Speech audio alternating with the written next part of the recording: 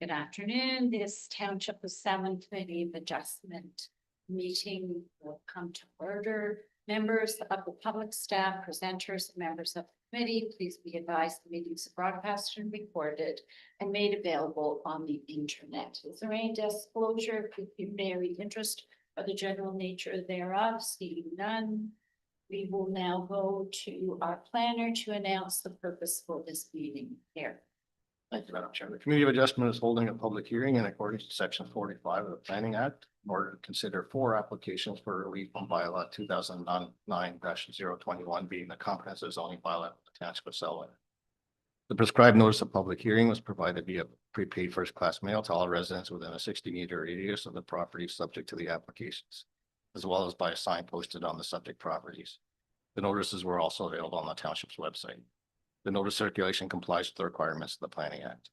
If a person or public body would otherwise have the ability to appeal the decision of the Committee of Adjustment of the Township of Selwyn, but does not make oral submissions at a public hearing or make written submissions to the Committee of Adjustment before the committee gives or refuses to give approval to the application, person or public body is not entitled to appeal the decision to the Ontario Land Tribunal. If a person or public body does not make oral submissions at a public meeting or make written submissions to the Committee of Adjustment of the Township of Selwyn in respect of the proposed variances before the committee gives or refuses to give approval to the applications, the person or public body may not be added as a party to the hearing of an appeal before the Ontario Land Tribunal unless in the opinion of the tribunal there are reasonable grounds to do so. If you wish to be notified of the decision of the Committee of Adjustment, you must make written request to the Secretary Treasurer of the Committee of Adjustment, providing your name and address or email address. First application today is A11-25. This is for 1692 Greenwood Lane East. The project in this case is to redevelop the property with the construction of a new 1,822 square foot single attached dwelling, including front porch, attached garage, and screen room, sunroom, and also a 271 square foot open deck. The variances being requested are to reduce the high watermark setback from 30 meters to 12.5 meters to a new single attached dwelling, and to reduce the high water mark from 30 meters to 10 meters to a new open deck. The archaeological assessment in this case has been already completed, and so that's not a condition of this recommended approval. The existing dwelling is located at 11.79 meters to the high water mark, so this is the proposed dwelling back a little bit. I do find the application meets the 4 tests of a minor variance. Like I said, I recommend the application for approval. We also have agency comments from the Kawartha Pine Ridge District School Board and County Public Works having no concern, and the Conservation Authority is requiring permits at building permit stage. Okay, thank you very much. Madam Clerk, is there anyone here that is in favor of this application or against it? No one is registered for this application. Very much. Are there any questions from the committee? See none, we'll move on to the next application here, A12-25 is for 4028 Stony Lake Mainland. This is for a small dwelling addition of square footage here. About 400 square foot dwelling addition to an existing residence. The variance being requested is to reduce the high water mark from 30 meters to 14.7 meters, which is keeping with the existing residence setback. Again, no archaeological assessment recommended for this lot. It's on a round rock outcrop property location. I do find the application meets the 4 tests of a minor variance and recommend the application for approval. Likewise, we have, as per previous, we had comments from County Public Works and the the Pine Ridge District School Board stating they have no concern. And again, the Conservation Authority is requiring a permit at the stage.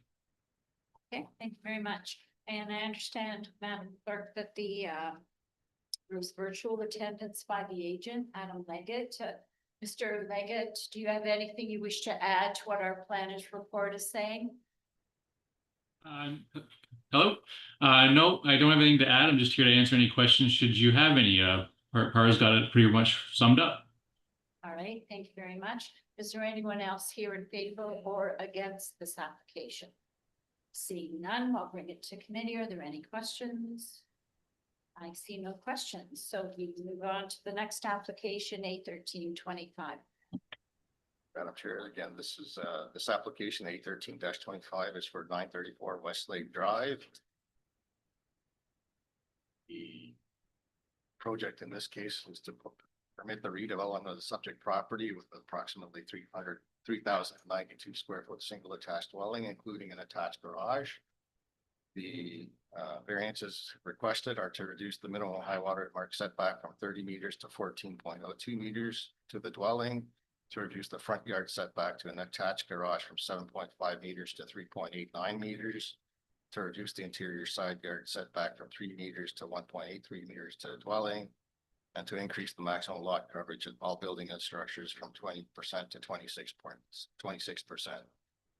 With regard to the front yard setback reductions, the garage entry is facing sideways, so not right onto the road. Therefore, I have no concern over the reduction in front yard setback. The proposed setback matches the existing, so there is no further encroachment towards the lake. I do find the application meets the 4 tests of a minor variance. Recommending it for approval. An archaeological assessment is recommended in this case as a condition of approval. And again, we have comments from the County Public Works and the North Pine Ridge District School Board stating they have no concern, and the Conservation Authority is requiring stage. Right, thank you very much. And Madam Clerk, is there anyone that has registered virtually for this application? I'm not aware of anything, but we do have a Damon Pogue who is online. We just don't know, Damon, what application you're interested in. Zoning bylaw. Okay, thank you. Don't worry about it, Damon. All right, is there anyone in the audience here or against this application? Seeing none, we will bring it to committee. Are there any questions with regards to this? Have any? So we'll go on to 81425. Should have probably give myself a little bit more time today. Speak up. So again, for our final one here, hopefully we get through this one pretty quick too. So this is for 739 Doofus Drive. This is for, again, for the redevelopment of the property. They're seeking to redevelop it with a 2,621 square foot single attached dwelling and attached garage with a 121 or 1,305 square foot open deck. The variances being requested are to reduce the minimum high water mark setback from 30 meters to 27.8 meters to an open deck, and to decrease the minimum exterior side yard setback from 7.5 meters to 3.05 meters to a new open deck and to the dwelling. Again, I find that the application meets the 4 tests of a minor variance. I do recommend the application for approval. We do have comments of no concern from County Public Works and North Pine Ridge District School Board. The Otonabee Region Conservation Authority is requiring a permit at building permit stage. We also do have comments from a neighbor that came in after the writing of the report. At 742 Doofus, they had a number of concerns. One of them was impact upon our property as a result of the development. My response to that was this application is not approving any alteration to the first property at 742. There was also a concern about, or they're looking to have a privacy fence implemented as a condition of the variance. My response to that is our zoning does not require lots of fence in this case. They're also wondering about impact to property in terms of future development on their property at 742. Again, the 742 has the same lakeshore residential zoning, subject to the same regulations and requirements for limit permits, etc., and zoning compliance as this particular lot at 738. And then there was also concern over the evaluation of appropriate drainage and talking to building department, since this is the construction of a replacement dwelling, grading and drainage plan for the dwelling prior to the permit stage. And finally, there was some concern over Conservation Authority review and permits being required. Again, the conservation authority has comment that conservation authority permits will be required. Thank you. I understand that the agent, Polly Richards Conley is on virtually. She do you have anything you wish to add to our planning report?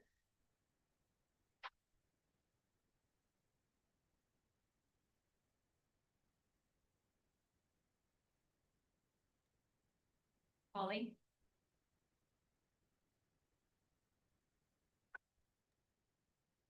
Sorry, can you hear me now? Yes. I keep getting muted. Sorry. Through you, Madam Chair, nothing to add at this time. We have already ordered an archaeological assessment for the property, and we're aware of the grading plan requirements through the building department. Okay, very much. Is there anyone here that is in favor or against this application? Seeing none, I'll bring it to committee. Are there any questions? All right, I don't see any, so I need a motion to approve these applications. Moved by Member Black, seconded by Member Boyko. All in favor? That is carried. Thank you very much. We have the minutes of July the 15th, 2025. I need someone to do those minutes. Member Koulis and Member Henry, all in favor? That is carried. Thank you. And our next meeting is September the 23rd. I need a motion to adjourn. Member Henry and Member Black, all in favor? That is carried. Thank you very much. Right.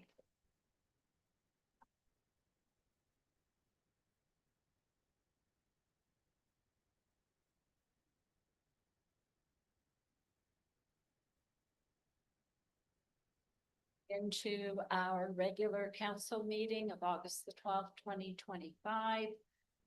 We respectfully acknowledge that we are in the treaty and traditional territory of Mississauga and Anishinaabe. We offer our gratitude to the First Peoples for their care for and teachings about our earth and our relations. May we honor those teachings. Let's observe a moment of silence so the council, staff, and members of the public can quietly reflect on our duty to the community that we are trying to serve.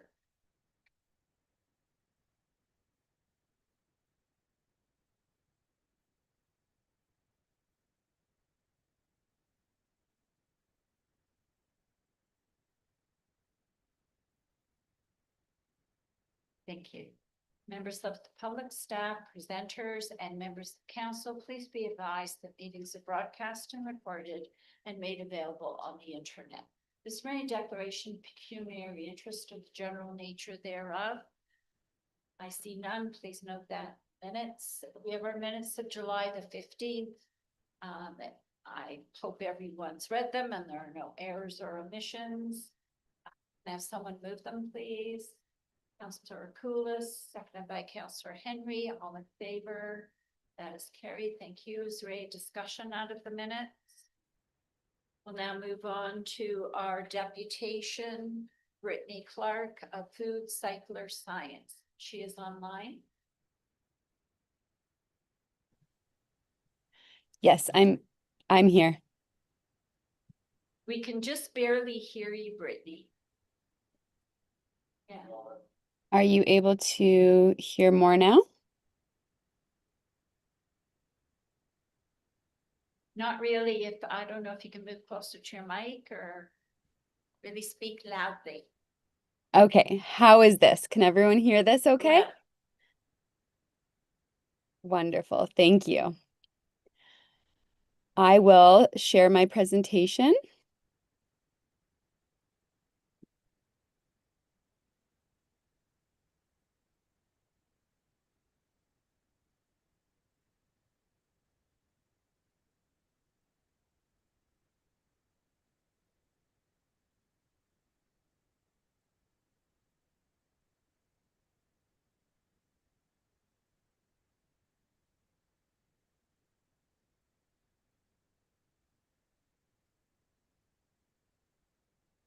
I'm sorry, I'm not sure if I see the ability to share my screen. I'm not sure if that's a setting that needs to be changed. Okay, there we go.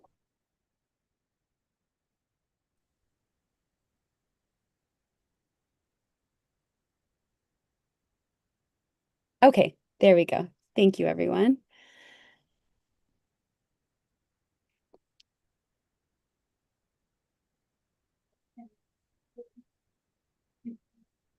You're eating into it.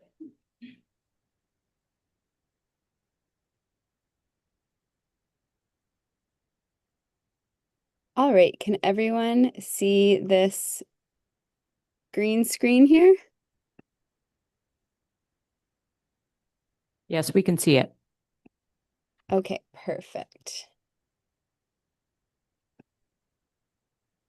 So good afternoon, Mayor, members of council and staff. Thank you so much for having me join your meeting. My name is Brittany Clark. I am the Municipal Program Manager here at Food Cycle Science, and I'm here to provide you with the results of your Food Cycler Expansion Program. Food Cycle Science is a proud Canadian company based out of Ottawa. Founded in 2011, we are a team of food waste experts, engineers, and scientists who are 100% focused on providing food waste diversion solutions.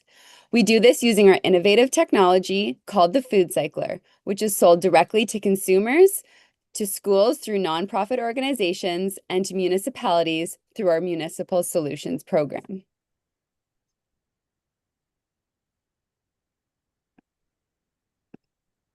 To date, we have partnered with more than 180 Canadian municipalities in 9 provinces and 2 territories, from the small, rural, and remote communities to densely populated cities, helping them divert their food waste and save on waste management costs.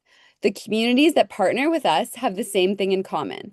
They've struggled to find an effective and cost-efficient way to manage their food waste, and they've decided to look at new and innovative ways to solve this serious problem. Building on the very successful first pilot program in Selwyn, there was an expansion program launched in 2024 with an additional 250 units, where residents purchased a food cycler at subsidized pricing.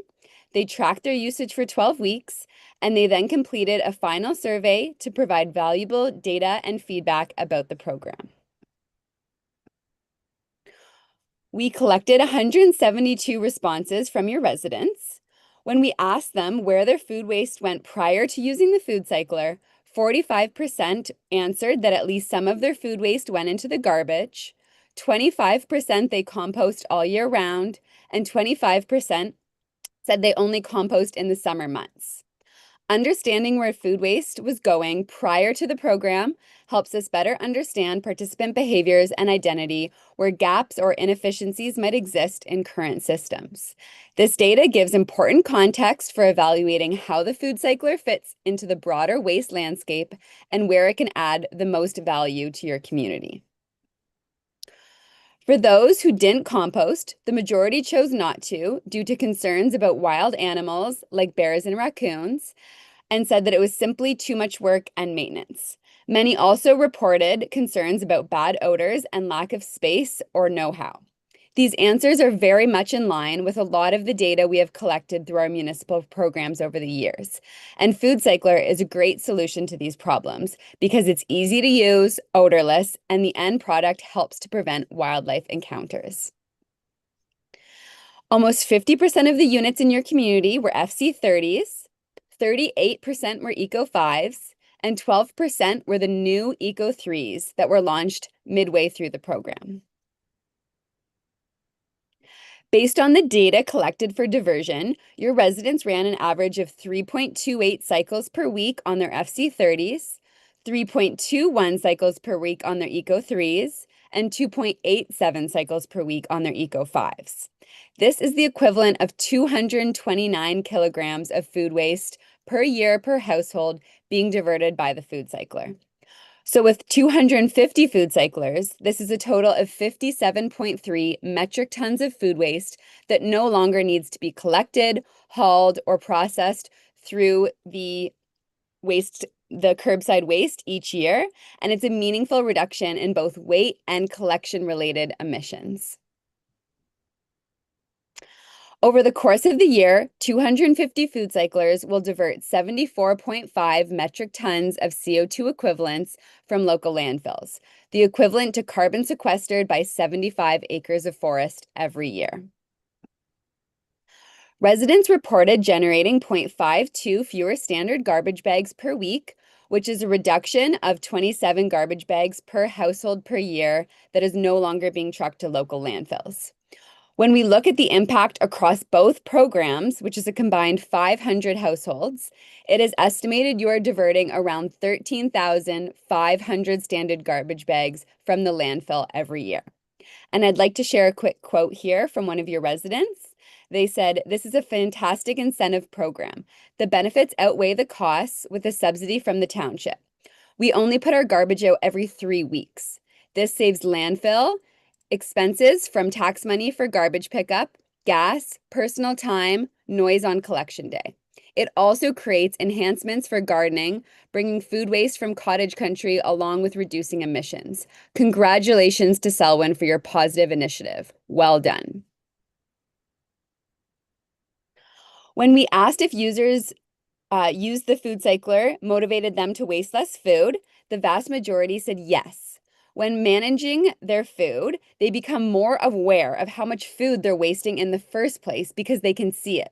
We always say the most effective waste diversion strategy is not to generate any in the first place. So the increased awareness that comes with using the food cycler is very important and likely contributes to the reduction of garbage I mentioned previously. 87.5% of residents said that they think their family and friends would participate in a future program expansion that would be provided by the municipality if it were at no or little cost to the residents. And when we asked users if they would recommend the food cycler to friends and family based on their own experience, 92.5% said that they would. And this slide really speaks for itself and highlights just how successful this program has been. 99% of participants said they plan to continue using their food cycler to manage food waste going forward. This level of participation far exceeds any other organic waste management solution out there today. For example, the Green Bin program here in Ottawa that has weekly curbside pickup only has a 57% participation rate. To see 99% here reporting that they will stick with this solution shows a very high level of resident buy-in. And overall, residents rated this pilot program 4.6 stars out of 5, with more than 75% rating at 5 stars. This is a testament to all the hard work that you and your team have been put into planning and launching the expansion. And on behalf of FCS, we'd like to sincerely thank you. As part of the final survey, we asked participants to share their comments about their experience using the food cycler, and we received lots of great comments. We like to be very transparent and start with the constructive feedback we got. This feedback is incredibly valuable because it gives us a clear sense of where improvements can be made to support even greater adoption in the future. A few key themes emerged from them that are really worth highlighting. Some of the participants expressed confusion around the byproduct, what it is, how to use it, and where it should go. This tells us that there's a real opportunity to improve education around the food cycler and what it produces and how to handle the end byproduct safely. We also saw a few concerns raised about energy usage. While the food cycler doesn't consume a lot of electricity overall, the perception of this can be a barrier. This kind of feedback is really useful because it highlights the importance of clear messaging.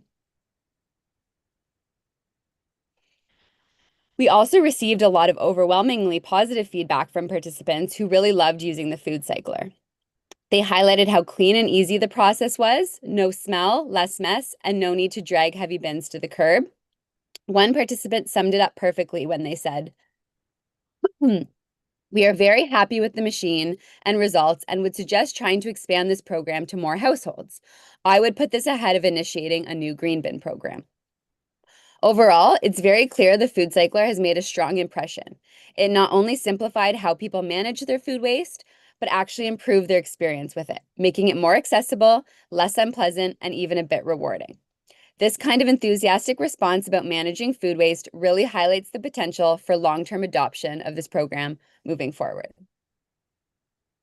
Now, as we look towards the future, I'd like to take the opportunity to highlight that Food Cycle Science is committed to being a science-backed organization.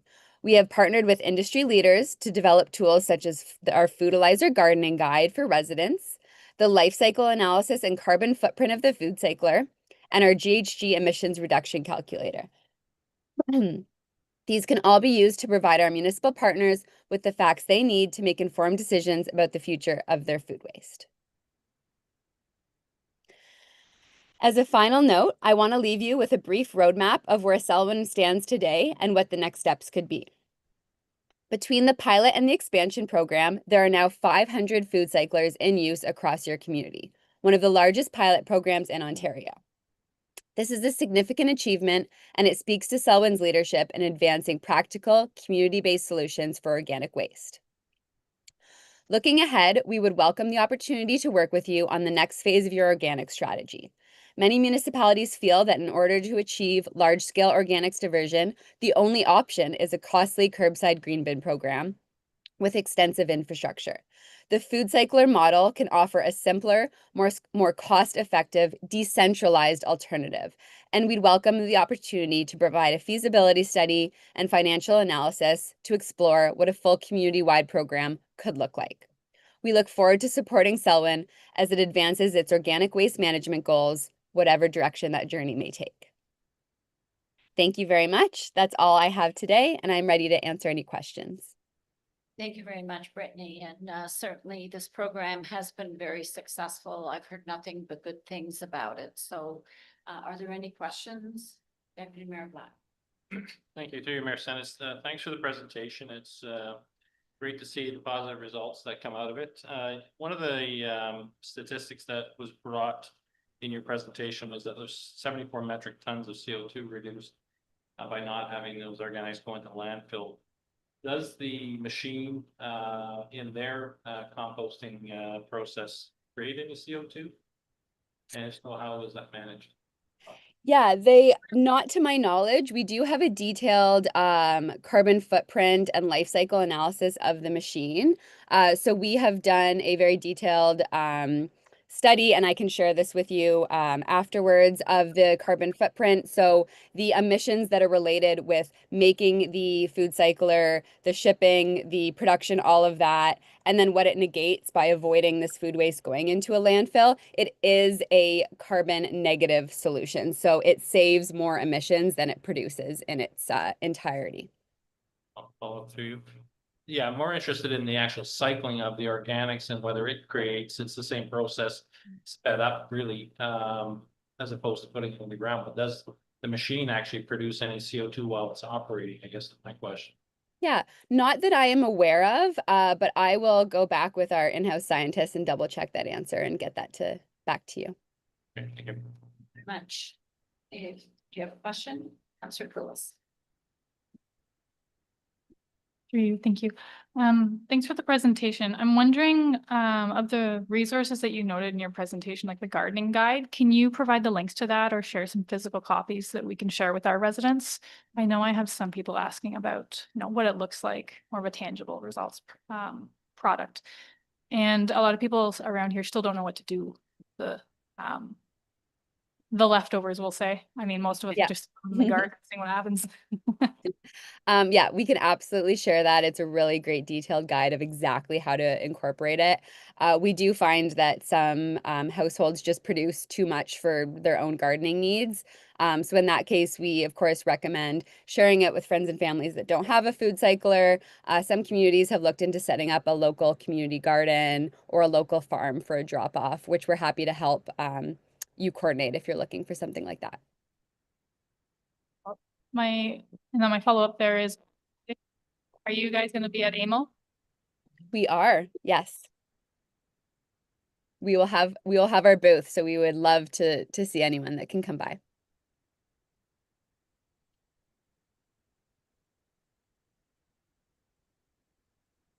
Sorry, can you repeat that?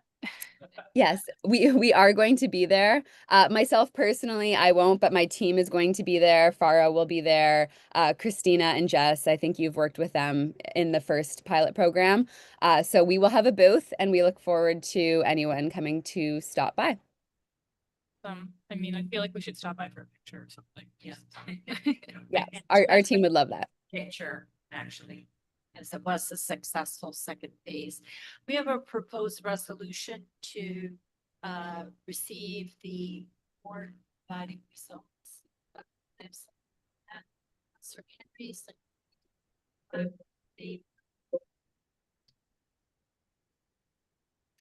I'm sorry, the audio cut out there.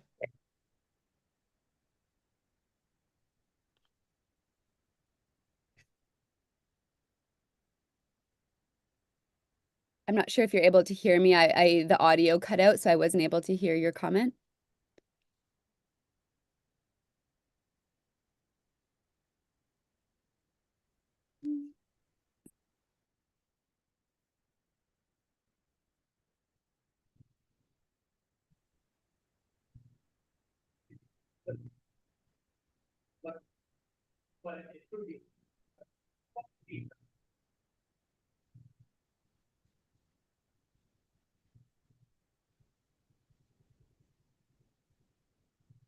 My apologies. I'm having a difficult time hearing. The audio is going in and out.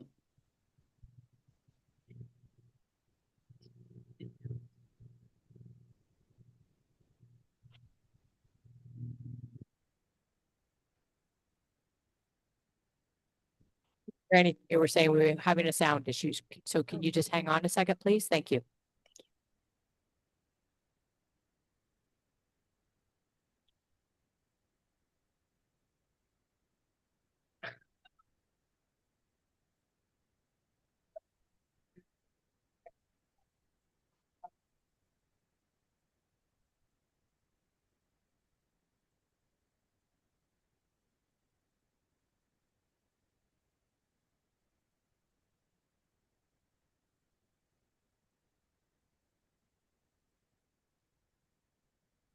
You want to try, Brittany, because we're having problems here. Oh.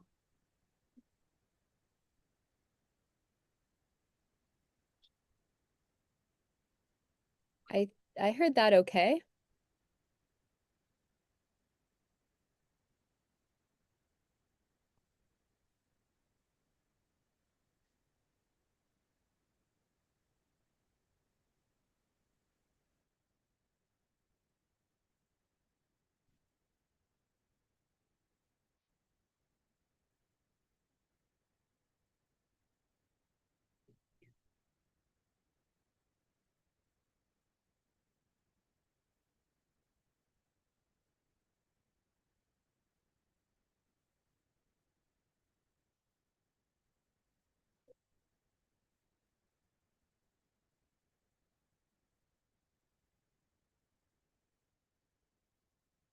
Brittany, did you want to try speaking again? Yes, I could hear that. I wasn't sure if there was an outstanding question that I had missed. There weren't any additional questions, Brittany. Okay, well, then I have nothing further if there's no more questions.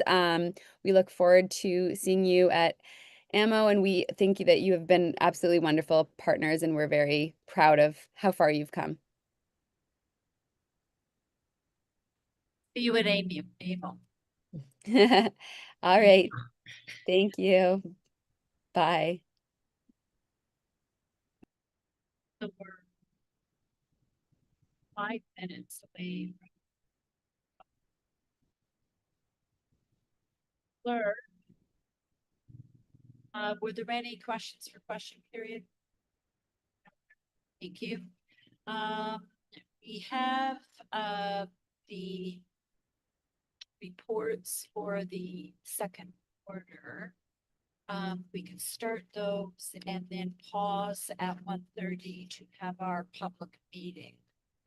So, I'll just go through each department, and if members of council have a question, raise your hand. First one is for Chief Administrative Officer. Deputy Member.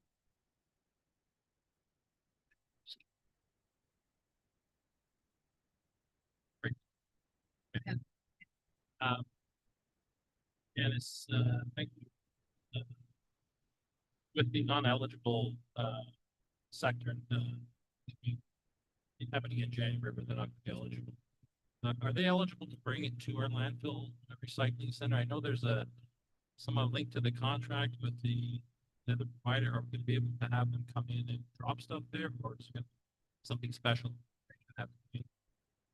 Yeah, so the way the legislation stands right now, it's subject to change. They proposed some changes, but right now, the way it works, no, the non-eligible sectors would not be able to deposit in the same bin as the residential sector. So we would have to provide a separate bin area for non-eligible sources. So the county did include that scope of work in their contract tender, but that decision has been made that Yeah. the county no longer supports that. As I mentioned, there is a legislative change in the works that would require them to continue to allow the mixing of the non-eligible sources with the eligible sources at the depots, subject to us having reduced revenue for the percentage of Percentage, yeah. yes. So hopefully that legislation finalizes. CMO has been directed to start working with municipalities along that line.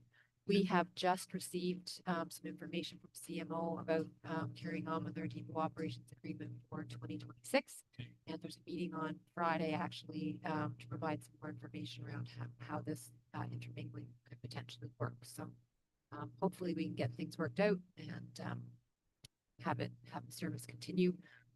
We could see a greater volume coming into the landfill site because of there not being any collection anymore, curbside collection. So that could definitely impact the revenue the township sees for that depot For that from depot. CMO. Yeah. Yeah, no, I think it's as these businesses try to plan moving forward, whether they get a contractor, whether they can physically take it themselves, it's important information that they have, and I know it's in the works, and I do that, but I just want to make sure I got it. So there'll be a loss of revenue from the MO, but do we make revenue from selling the recyclables, or is it more of a cost to us to get it to where it needs to go? Yeah, so currently we're not involved in that end of the process. So Okay. I know that there's certain markets, excuse me, where there isn't a lot of opportunity. So oftentimes what happens is those materials just stop getting collected. Right. So it really depends on, excuse me, how the market goes. It is up and down with different types of materials. Okay. Thank you. Yeah, just so you know, the letters have not gone out to Lakeville businesses yet with this information because they had to get the post office box number, so expect phone calls. Yeah. We have 1 minute left. Is there anyone else for the chief administrative officer? No.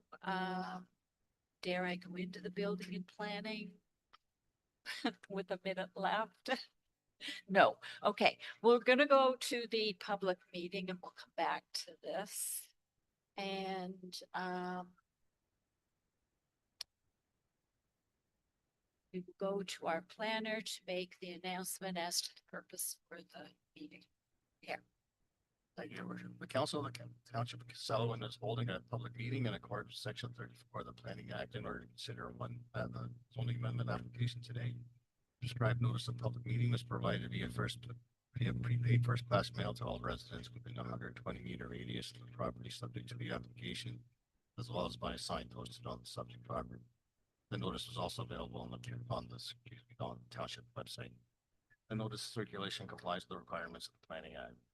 If a person or public body would otherwise have the ability to appeal the decision, the Council of the Township of Selwyn does not make oral submissions at a public meeting or make written submission to the Township of Selwyn in respect of the zoning bylaw amendment before the approval authority gives or refuses to give approval to the zoning bylaw amendment. The person or public body is not entitled to appeal the decision to an Ontario Land Tribunal. If a person or public body does not make oral submissions at a public meeting or make written submissions to the Council of the Township of Selwyn in respect of the zoning bylaw amendment before the approval authority gives or refuses to give approval to the zoning amendment, the person or public body may not be added as a party to the hearing of an appeal before the Ontario Land Tribunal, unless in the opinion of the tribunal there are reasonable grounds to do so. If you wish to be notified of the decision of the Council of the Township of Selwyn in respect of the proposed zoning amendment, you must make written request to the Township of Sullivan, provide your name and address or email address. The zoning amendment today is for 1956 12th line. This is specifically to create permissions needed for a second dwelling unit. The specific permissions built into the site-specific zoning are to allow the second unit in the front yard of the property, to permit a full basement for the second unit, to increase the separation distance from the principal dwelling to the second unit from 30 to 42 meters, and to increase the maximum permitted area of the second unit from 60 to 78.83% of the footprint area of the principal dwelling. I find that the application conforms to the township and county official plans and is consistent with the provincial planning statement. I do recommend the zoning amendment for approval.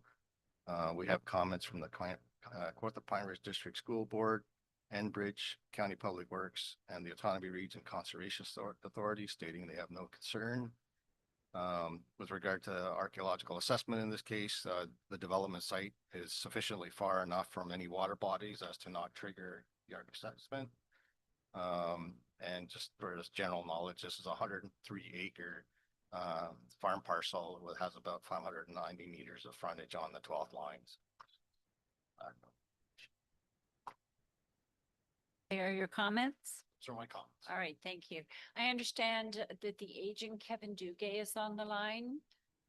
Actually, he just sent me an email. He's not able to participate virtually. He did send a message though. I've reviewed the planning staff report and concur with its recommendations, including the draft implementing bylaw. Thank you very much. Is there anyone else that is in favor of this application? No one else is registered for this application. All right, is there anyone against this application?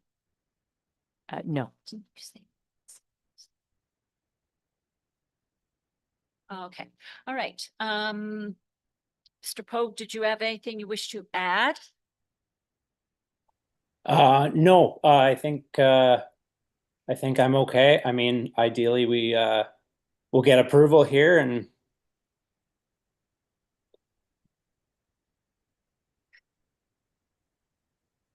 I think yeah, unless you guys have any questions for me.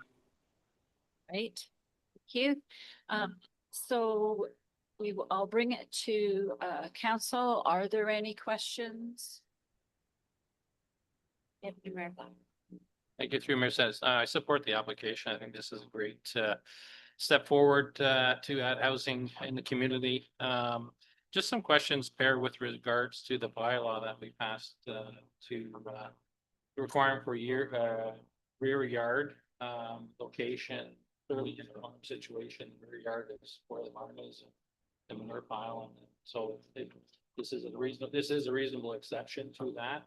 And so is there something in the bylaw that we should talk about those exceptions? I think we viewed this mostly as secondary suites in the backyard of a house in a built up area, but I think the opportunity for this to happen in more rural properties is probably just as relevant. Should we have something in the bylaw that references the different situations, size of the lot, sorts of things?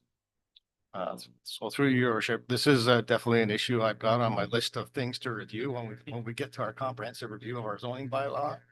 I think that's the appropriate time to tackle second unit policies and regulations again. Thank you. Are there any other questions from council? If not, there's a recommendation before us. Can I have someone move it? Deputy Mayor Black, seconded by Councillor Henry. All in favor? That is carried. Thank you very much. Thank you. All right, we will now go back to our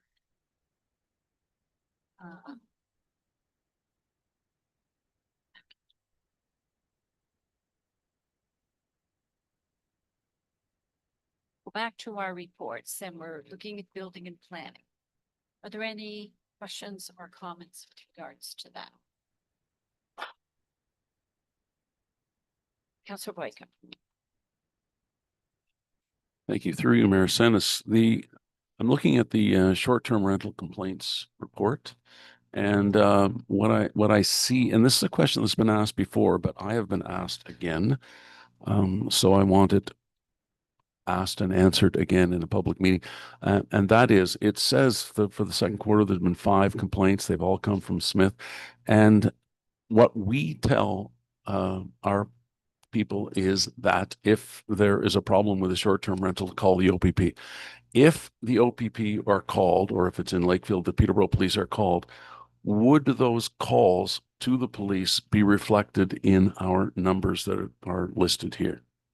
Or are these only the 5 complaints that we have received at the township office? Through your worship, the complaints that are reported are the complaints that we receive here at the township office. When people reach out to us with regard to complaints that have been reported to the OPP, we request that they submit a follow-up complaint with us so that we can reach out to our contacts at the OPP and collect evidence and or information with regard to those complaints that have been brought only to the OPP's attention. Okay, so if I could with a follow-up, Mayor Sens, through you, so if someone phoned the OPP, we may or may not hear about that call. Is that true? Through you, your worship, we don't receive direct reporting from the OPP when an individual that has a problem with a short-term rental makes a complaint to the OPP. If we receive a subsequent complaint from them, then we follow up directly with the OPP to get that information and evidence. Okay, thank you. If there are no other questions, I just want to, oh, sorry, Councillor Henry. Thank you, through you, Mayor Senes.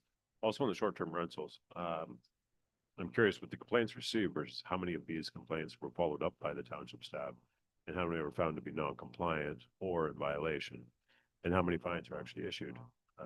And then what amounts, if possible, to know. We have a fact that we have these complaints. I'm just curious what other information we have behind that, how many were followed up on, fines given. Through your worship, I can bring that further information to you specifically. I do have 5 short-term rental properties that have, I think, a combined total of 8 building orders issued against them, and we have definitely had a little bit of activity with regard to garbage and noise complaints. Unfortunately, with the noise complaints, if the individuals haven't reported to the police and had the police attend beforehand, we have no evidence and can't confirm those violations. So again, if you need that information, I can certainly gather more information. Thanks, man. Appreciate it. Okay, thank you. So I just want to make a comment. I have heard that STR's complaints are starting to ramp up. This might not reflect more into the summer, and also by law enforcement complaints, neighbor against neighbor. Maybe it's the heat, I don't know, but it seems that there's a lot more complaints, and I know they're filtering through to Chris.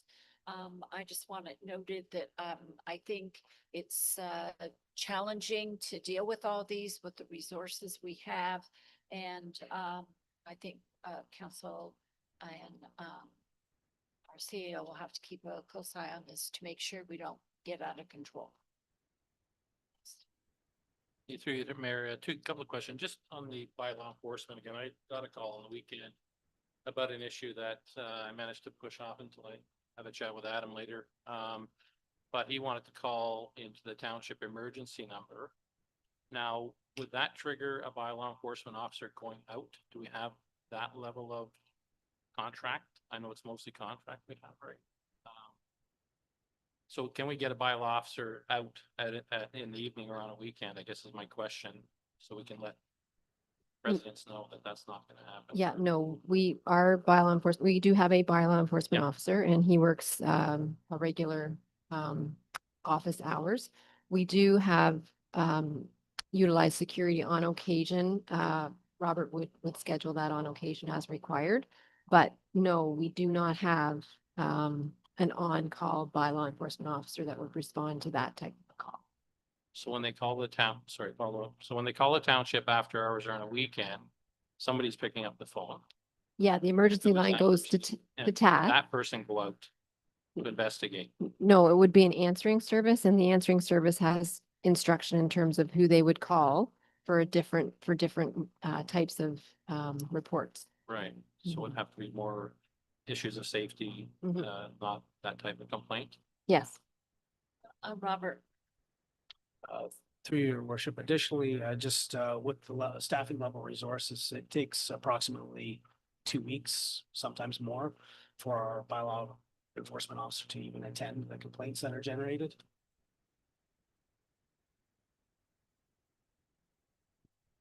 all right, Follow up. Second question. your second question. I think Second it's question. Fourth, but anyway, Different subject, different subject. Just with regards, and I know the finance report also talks about the revenue from permits. Are things picking up through the summer? Seem we have more minor variances now than we did before. Where do you expect to be at the end of the year, budget wise this year?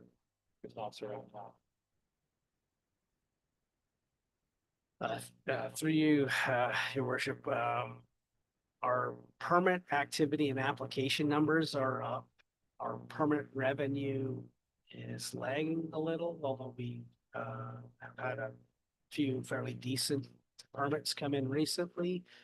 We do have an expectation still potentially seeing 8 and possibly 13 or additional townhouse units in Lilac. We're looking at fourth quarter for that at this point now. I guess sales data has been slower in some of the areas.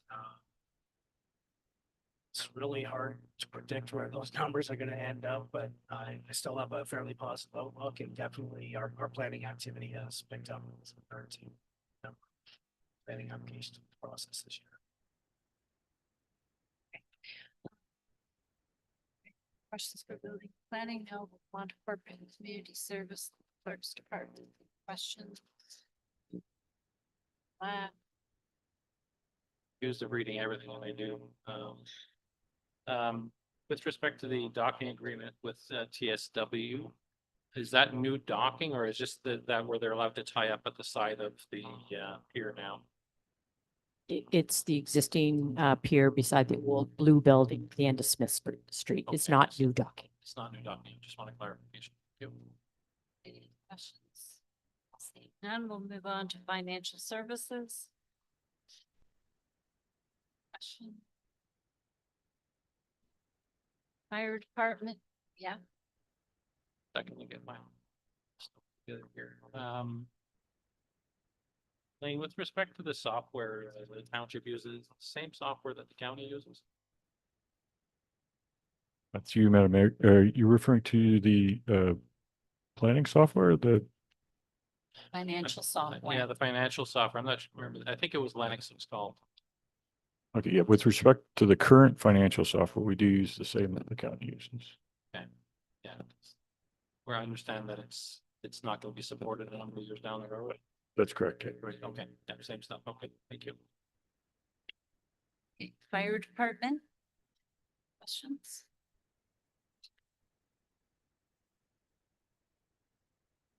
Thank you for putting on the fleet fire ban.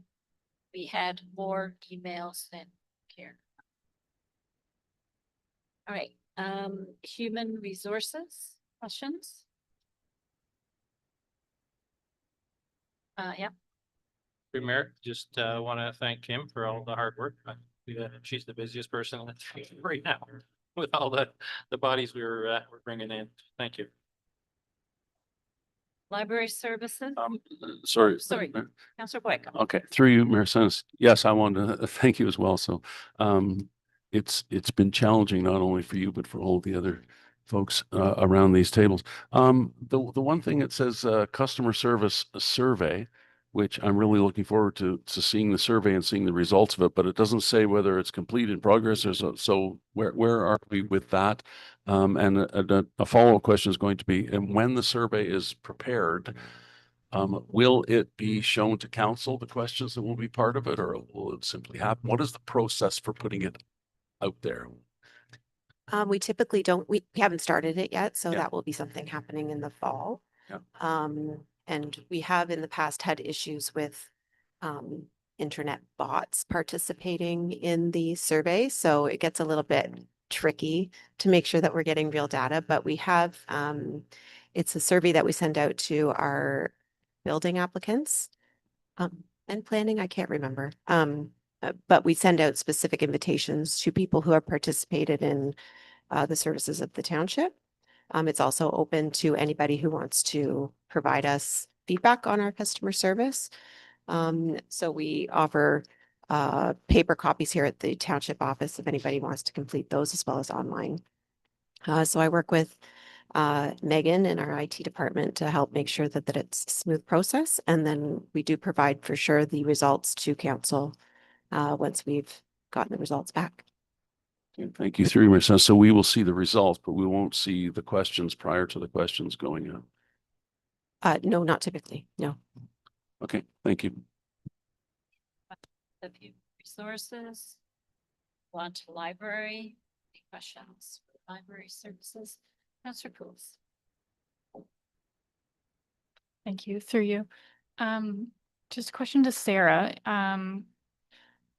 Specific to the programming, not the statistics itself, but looking at what might be coming up in the third and fourth quarter, I'm wondering if we have anything to build upon the social justice issues. So Truth and Reconciliation's coming up, as well as the Pride Picnic in Lakefield.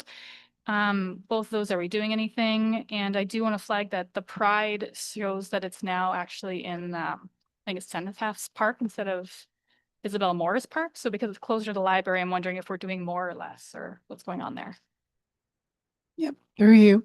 In terms of the Pride Picnic, this year we are offering up the Centennial Room as a space for performers and volunteers. So our Lakeville librarian is coordinating that.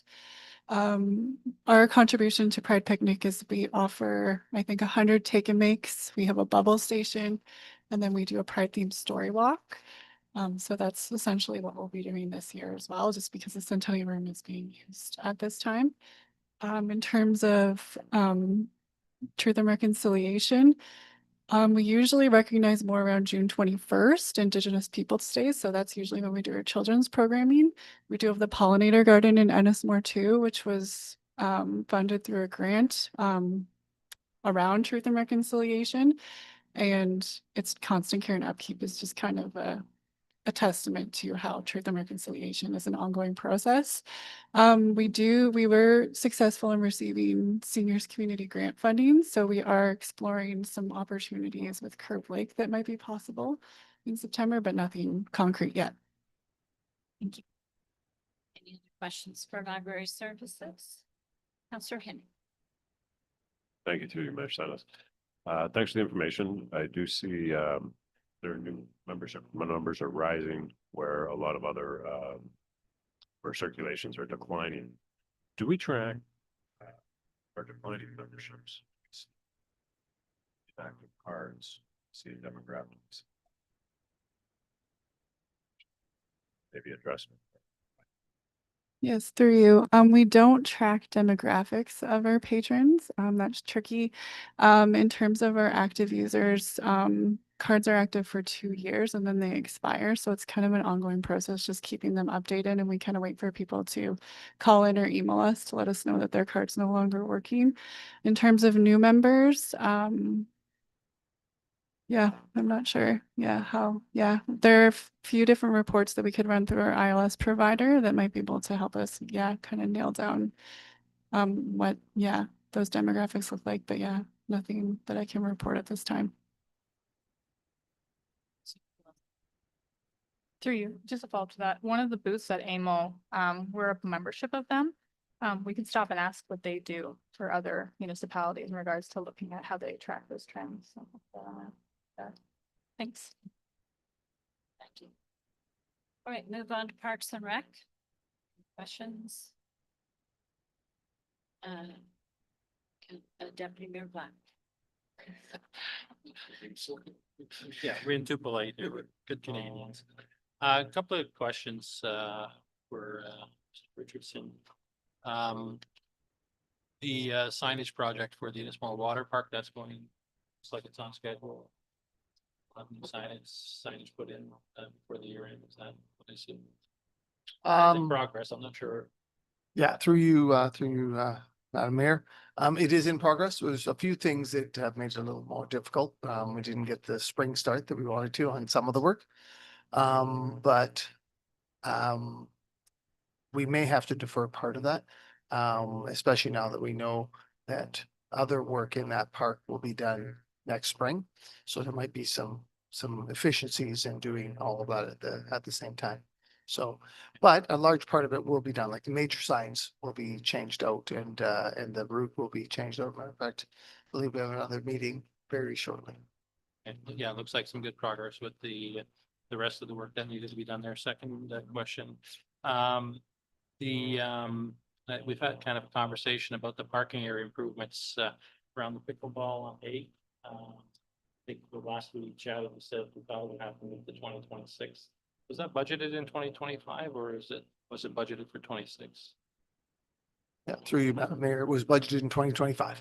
Yeah. Yeah. Is there any chance of getting it done? Or is there's Because it affects 2 departments and both of us got hit pretty hard with 6 weeks, it seems to be a sensible one to take off both. I'm rare to say never, but I don't like our chances at all on that. Thank you. Councillor Boyd, did you have a question? I do, and through you, Mayor Sinis, my question was also about the Ennismore Waterfront Park. I walked the trails yesterday. I thought it was great. I went out there before it got too hot, obviously. It's a jewel. I wanted to ask because it says as possible, depending on the college programming and availability. I know Fleming students, so is Fleming still involved? Fleming students still involved in this process, or are we doing it on our own? So through you, Madam Mayor, I can speak to the Fleming side. There isn't a lot of involvement, although I did get a call about a week and a half ago from the former director of that who they made such a radical change in the programs that they offer, unfortunately. I won't speak to Trent because I think we have somebody far more qualified to do that. But if there's any chance at all that they're going to have Lindsay or Peterborough or the one out east of us start up, then we have the opportunity to continue. A lot of what they were doing, the major work was completed, like the forest management that was recommended through John Williams before he retired was a big part of it. Taking out 1 and 4, 1 and 5 to make sure that the trees could be healthier and that there was less likely of blowdown and whatnot. So a lot of that did get done. Closer to the barn, there was still some tree thinning to do and some tree management to do in there. It would be less so. We just knew that there was some other things that they could help with, you know, with the rerouting of the trail, felling some trees in a strategic way so that we could use them for cutting off some of the more sensitive habitat. But that doesn't mean we can't do it. It's just we haven't been flush with time and as much as we have a little bit of time right now, it's certainly not great conditions to be slugging in there for 4 hours. It was getting hot at 10:30 in the morning. I understand. Good. Thank you. Questions, Councillor Booth?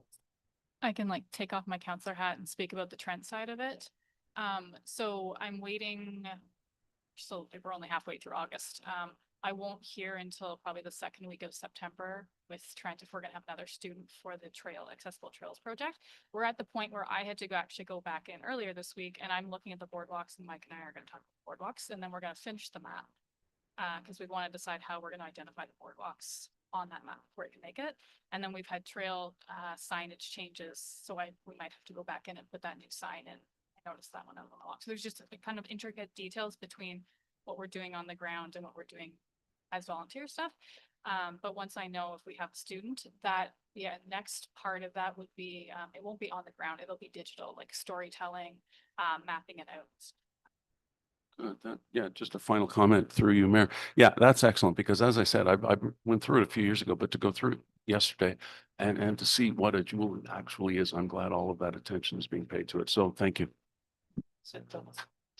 And yeah, I got eaten alive when I was there too. So just a heads up if anyone's going out there. there's no other questions for Parks and Rec, we'll go to Public Works. And before I hand it off to council members, you give us an update on water main break, please. Through you, Madam Mayor. Water main break repair is currently being completed right now. Accurex has been on site. We acquired the last of the parts, the materials yesterday. We scheduled a road occupancy permit with the county and they set everything up today. So right now they've actually got a piece removed that was leaking. They're having a quick lunch and then they're going to work on repairing the water main break. Optimistic that at some point today it'll be installed and we'll have it flushed and back in service, but I don't want to jinx it. No, I hear you. And we are going to continue with the lawn watering ban because the water table is so low, correct? Through you, Madam Mayor, partially, yep, we're gonna keep the lawn watering ban in place. We're seeing prior to the water main break, like we did notice the water main break through our trending. It's on our computer, it's on our SCADA system. It was an incremental increase we've seen. It was a isolated break, or an isolated leak, so on an HDP pipe, it actually worked a little hole in it, and that's what was leaking, where if it was a larger cast iron break, it would progressively get worse. So it was stabilized. But prior to that, this summer, we've seen a 50% increase in our water consumption, the water demand over last year, like just a ridiculous amount of water being used. And when we look at our trending, it correlates right back to a lot of people are utilizing our lawn watering restrictions within the times. And we can see that in the trending, but the flows that are leaving our plant would be, you know, the equivalent of a hydrant flowing wide open for like 4 or 5 hours. So while we've got the capacity to kind of keep up with that, we wouldn't have the ability to meet fire flows in those circumstances if something should happen. So regardless of the break, given the drought conditions we're seeing across the province, I think it's a responsible thing to do to keep the watering ban in place. Since we put the ban in place last Monday, it took a little bit of time for people to kind of get that word across. So we were seeing a 50% increase over last year. We've seen close to a 20% reduction since last week in water demand, which is great. It gives our water plant a chance to catch up. So prior to that, we were running 24/7 plant.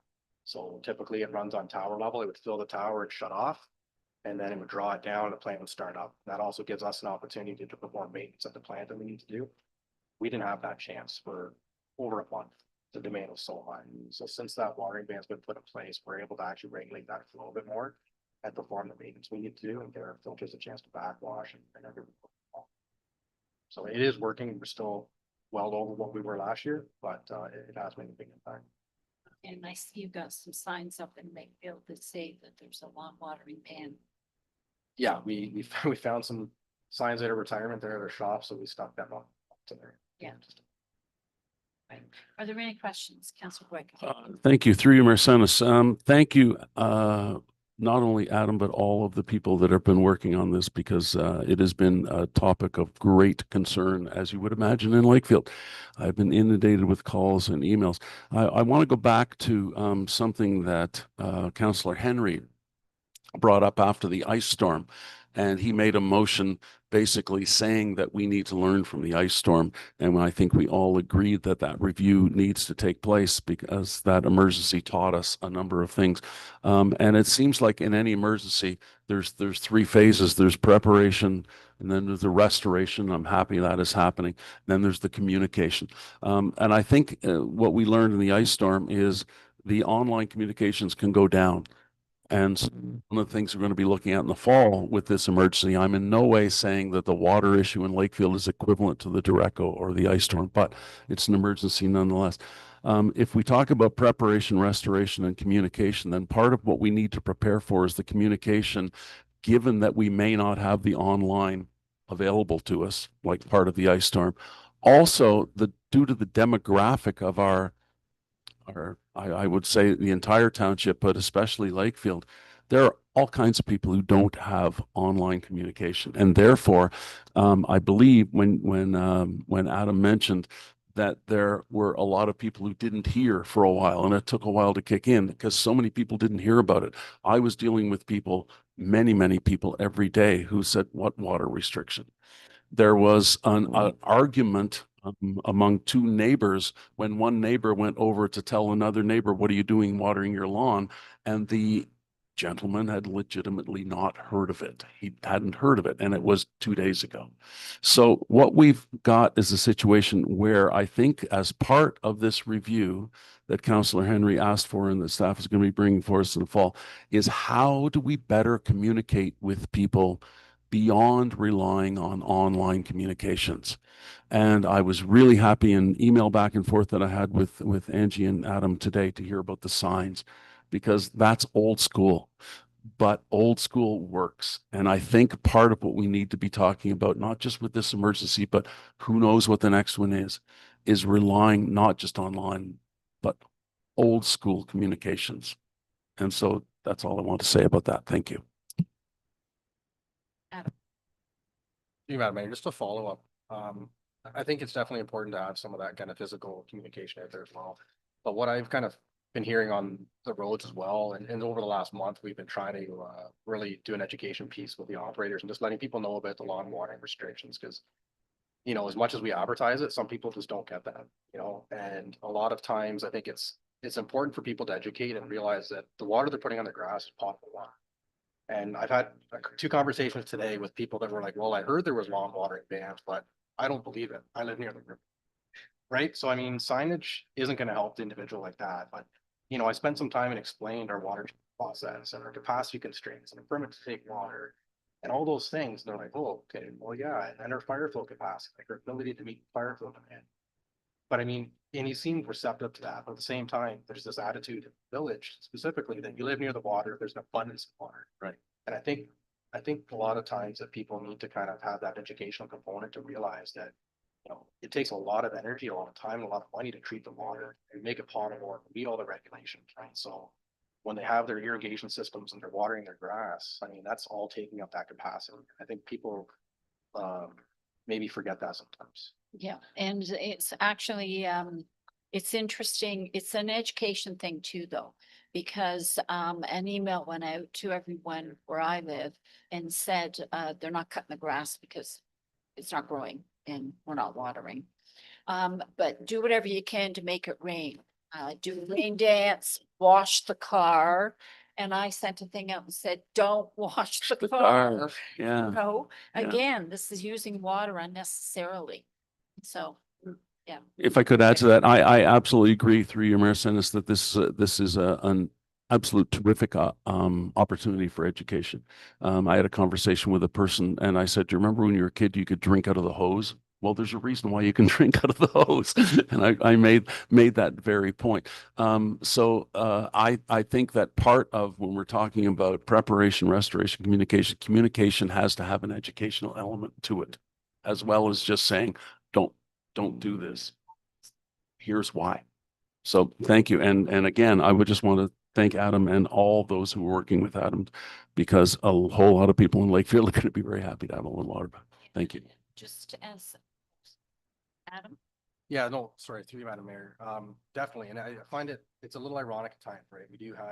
We have water main breaks all winter. Like we might average 2 or 3. And unless it's in the downtown core, nobody knows about it. Nobody hears about it. We don't get any calls about it. Right? But we emphasize, or we put a lawn watering ban in place and non-essential water use and an abundance of caution. Like we're able to keep up with flows, but really with the dry conditions, we want to be able to have adequate fire flow. That's what matters. But the phones don't stop ringing off the hook to when this water main break's going to be fixed. And it's not even concerned about the break repair or fire flow capacity. When can I start watering my grass again? Yeah, priorities, you know. Right. If I could, and that's the your phone ringing off the hook. I know exactly how you feel. And I can say that that's been the conversations that I've had too, is that we've had a water main break in the middle of a drought. That's the emergency. And that's why I keep coming back to Councillor Henry's emergency plan, because that's the thing with emergencies. They're emergencies. They come and you don't expect them. So therefore you have to plan for them. Say something about the response, the low water response that Orca has had is putting us at a level 1. It's not a level 1. There are 4 levels and we're probably up around level 3. Is there a meeting scheduled, Angie, because you are part of that low water response team? Yes, there's a meeting scheduled next week. So under the regulation, Orca can declare a level 1 drought without having committee input.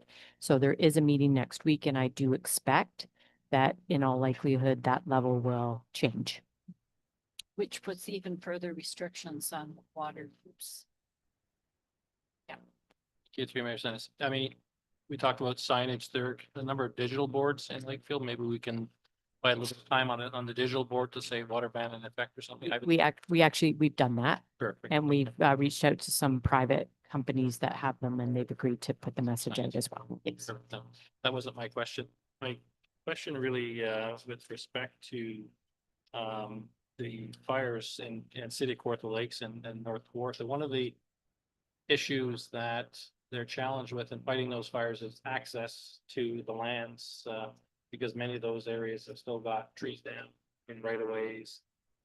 So they're having a hard time getting firefighting equipment even into the property. So if we could maybe just get an update on where we're at as far as that cleanup. I know it's a long process and staff are working hard, but I didn't think of that as an issue.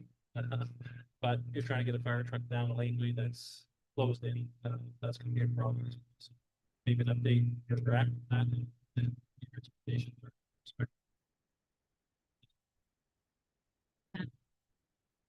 To you, Madam Mayor. Yeah, we're making our way through the temperature, obviously. Side brush right now. We've got a roadside tractor. Digging. That's helping push the brush back. As far as the storm, there are some easements there we haven't quite cleared yet. We are working towards that, but as far as laneway restrictions, stuff like that, that's to be fair, that's kind of in our hands. That would be up to the private owners to ensure that the private roads and entranceways are clear. Road access, we've been able to maintain, so we are still working towards that. We're hopeful to, by the end of the summer, early fall, we're gonna have easements kind of cleared back, like where we have right of ways going through, but to say every stormwater easement that we might have, because we've got random ones all through the township where there might be a ditch or a stormwater easement going to the lake, to say that they're clear this year, pretty optimistic. Like there's some of those that, prior to the storm. You just said stuff. Exciting. As long as you don't get lightning. Yeah, I hope no light follow. Yeah, and we chatted earlier about an incident that somebody brought forward. So with the program the province is putting on, they will cover 75% of the cost of some of that cleanup, and the township would have to find the 25%. And I think right now that's sitting at about 80,000 or something like that, the township's portion based on financial report. Somebody put it in a report. I did read it. Is there an opportunity to use private contractors to help us get ahead of it in areas you might be concerned about, or? Through you, Madam Mayor. Yeah, as a follow-up to, I think, an email that was going around, we are utilizing private contractors. We prioritized a lot of the private contractors for more aerial, more technical limbing and cleanup efforts, I guess to say. So some of the brush cleanup and stuff that's lower hanging that we can access, it's definitely more cost effective for our staff to do that. So we're trying to be cognizant of that 25% that we still have to cover. Like we're still already going to be over budget with the storm. So we're trying to manage expectations and manage the budget appropriately. So, I mean, we could, I guess, potentially, get all the contractors in and just get everything cleaned up in a heartbeat, but we'd be left with a pretty big financial obligation there. Thank you. I think it's in Lane's financial report, 320,000 storm damage so far, 80,000 township responsibility. All right, so we have a recommendation before us to receive these reports. Can I have someone move them? Councillor Boyko moving, Councillor Henry seconding, all in favor, that is carried. Thank you. Lane, we are looking at review for our quarter 2 financial statements. Sure. Through you, Madam Mayor, it is the review up to the end of June. So definitely had some time that's went by since then, but hopefully these comments, in addition to the comments that were provided for the Q1 report, are helpful to council. And I guess I'll just maybe leave it there and ask if there's any questions. Questions? Thank you, through Mayor. Just a second here to So just, again, thank you for the summary report. That's excellent. And, you know, again, I still understand that there's lots of movement of things and timing of things to get in there, but the one that kind of jumped out at me was the solar revenue. It's at 31% of budget, 45K versus 143. Is there an issue? Is the agreement running out or? I know through you, Madam Mayor, definitely the winter was a difficult winter for our solar. Okay. So we had a number of our the more lucrative solar panels, which were just covered with snow for periods of time. So production was quite low during February in particular. So we won't gain that production back, but hopefully with the type of weather that we've had over the summertime, then it should be productive. Hopefully make that up. Yeah. Second item, thank you. Second item was the community transportation. Income 14,000, estimated 551. Is that a timing issue? Contracts? Community transportation. Oh, yes, thank you. Yeah. So yeah, once again, that's with respect to our journal entry that we would make for a grant. So we would just not accrue the grant for this first quarter. Second quarter expenses have not yet come in. Actually, I think they're just coming in August. So that would be as a result of the accrual for the grant. Okay, so timing. Yeah. I'm good with the rest. That's fine. Thank you. So unless there are other questions, recommendation to receive the report. And Councillor Coulis and Councillor Henry, all in favor, that's carried. Thank you. We have consent items. Is there anything anyone wants pulled? Mayor Black, which one? Okay, anybody else? Right, 6A.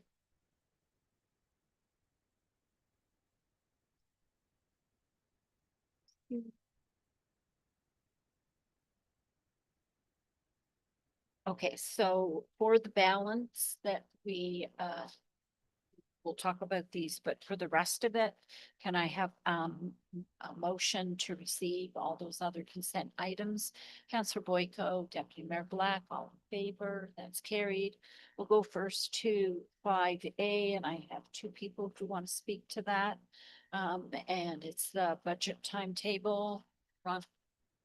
Thank you, through you, Mayor. Couple of issues. The November 20th meeting time is a problem for me, and then maybe Councillor Boyko Orca is that afternoon, and I have a public health meeting to chair in Port Hope at 1 o'clock that day on the 20th. Aren't these dates that we had set here? These are all dates that are. We're trying to book 19 people into a meeting for public health, so we actually have 2 different days and 2 different times when we actually have our meetings to try and get everybody in it. So there wasn't many choices. And we have Orca in the afternoon as well, after at either 3 or 4 o'clock as well. So what date are we looking at that is a problem? The 20th, November 20th. The afternoon is a problem. Yeah, hockey's in the morning, but we want to keep it on the same day. To move it to Friday or Move it till 9 a.m. That work? 9 a.m. instead of 1, Lane? Is that clear? I think actually I was trying to stay away from the morning, just given the fact that we had suggested they were going to be afternoon meetings on the 20th and December the 11th. we go to Friday? Okay with that. November 20th. Fine. We're looking at the 20th. Do the 9 a.m. instead of 1. Lane? That works okay for me. The 21st, which is the Friday, that also works.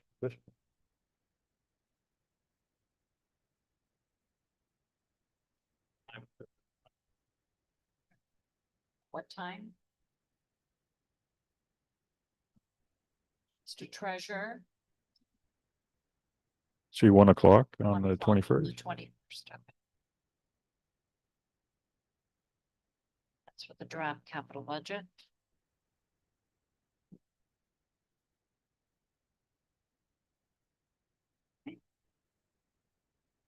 Oh, yeah. So with respect to the process, I'd like to see an opportunity for council to have some input into budget before it's actually drawn with respect to goals around increases. My preference would be something that would be a baseline budget, inflationary budget, and then things that staff bring forward, things that council would bring forward, things that the public would bring forward would be priced separately so council can discuss them and add them to the budget if necessary as appropriate, or say, no, we don't think that's a priority in the budget. And have a more inclusive budget process as opposed to staff doing all of that and bringing it to us and then us having an hour in front of the public to discuss it. This is the way it's done at the county. We're asked our opinion. We're given some goals prior to the budgets being presented to council. So I just would like that as an option for this year's budget. Bit of a different process, but I think it's more inclusive. Comment? Yeah, so definitely the budget timeline that's laid out before council today is, it's not based on that approach for sure. It's based on what we've used over the last few decades. So if that is council's wish, I'd have to just take a look at the at what one of these timelines would work best. This is the summary version, which comes to council. Behind the scenes on that are a series of meetings with department managers, obviously the library board, different folks like that. So if that's council's wish, I'd just have to take a look at which one of these meetings is going to work best for. Yeah, if I can just add, it is kind of the traditional approved process that we use. So really council would need to have some conversation about that and give direction if council would like to see that process changed. Yeah. Yeah, through you again. Yeah, no, if you want to come back with some kind of some thoughts around with some report, how we might do that, it could come through part of a regular council meeting where ideas are brought forward. The challenge I've found in the last 3 years is the budget is done. There's a ton of work you guys put into this thing. I bring suggestions forward and it's kind of like too late. I get that feeling it's too late to make any changes. It's too hard to change it at that point. Whereas if you build a base budget with this, inflationary increase of 2.5%, and then, staff want this and this and this to add in, council wants this and this to add in, maybe there's an opportunity for residents to come and bring their thoughts forward on what they'd like to see in the budget. And then council can look at those areas and say, yeah, we think that's the right thing. That's not the right thing. It's not the right time. And then you build your budget from there from 2.5 to 3 or 4 or whatever the number ends up being. But we're starting at 6.5 and trying to bring it down seems to be almost impossible, but building it up is, I know Duro did it that way last year. And they got to basically the recommendation from staff for the most part. I think there was a couple of things taken out, but for the most part, I think that was a good public process there. So at this point, I'm just asking staff to give some thought to it and how it might be able to work it in. And again, it could be through some of the regular council meetings that those are reports or open forum for people to come and give recommendations around budgets, that sort of. So this is a suggestion by Deputy Mayor Black. If we want staff to go in that direction, I think it has to be made into a motion. It isn't just one person directing staff as to the direction to take. So I don't know if anyone wants to second that. Councillor Kim. Thank you, through you, Mayor Sennis.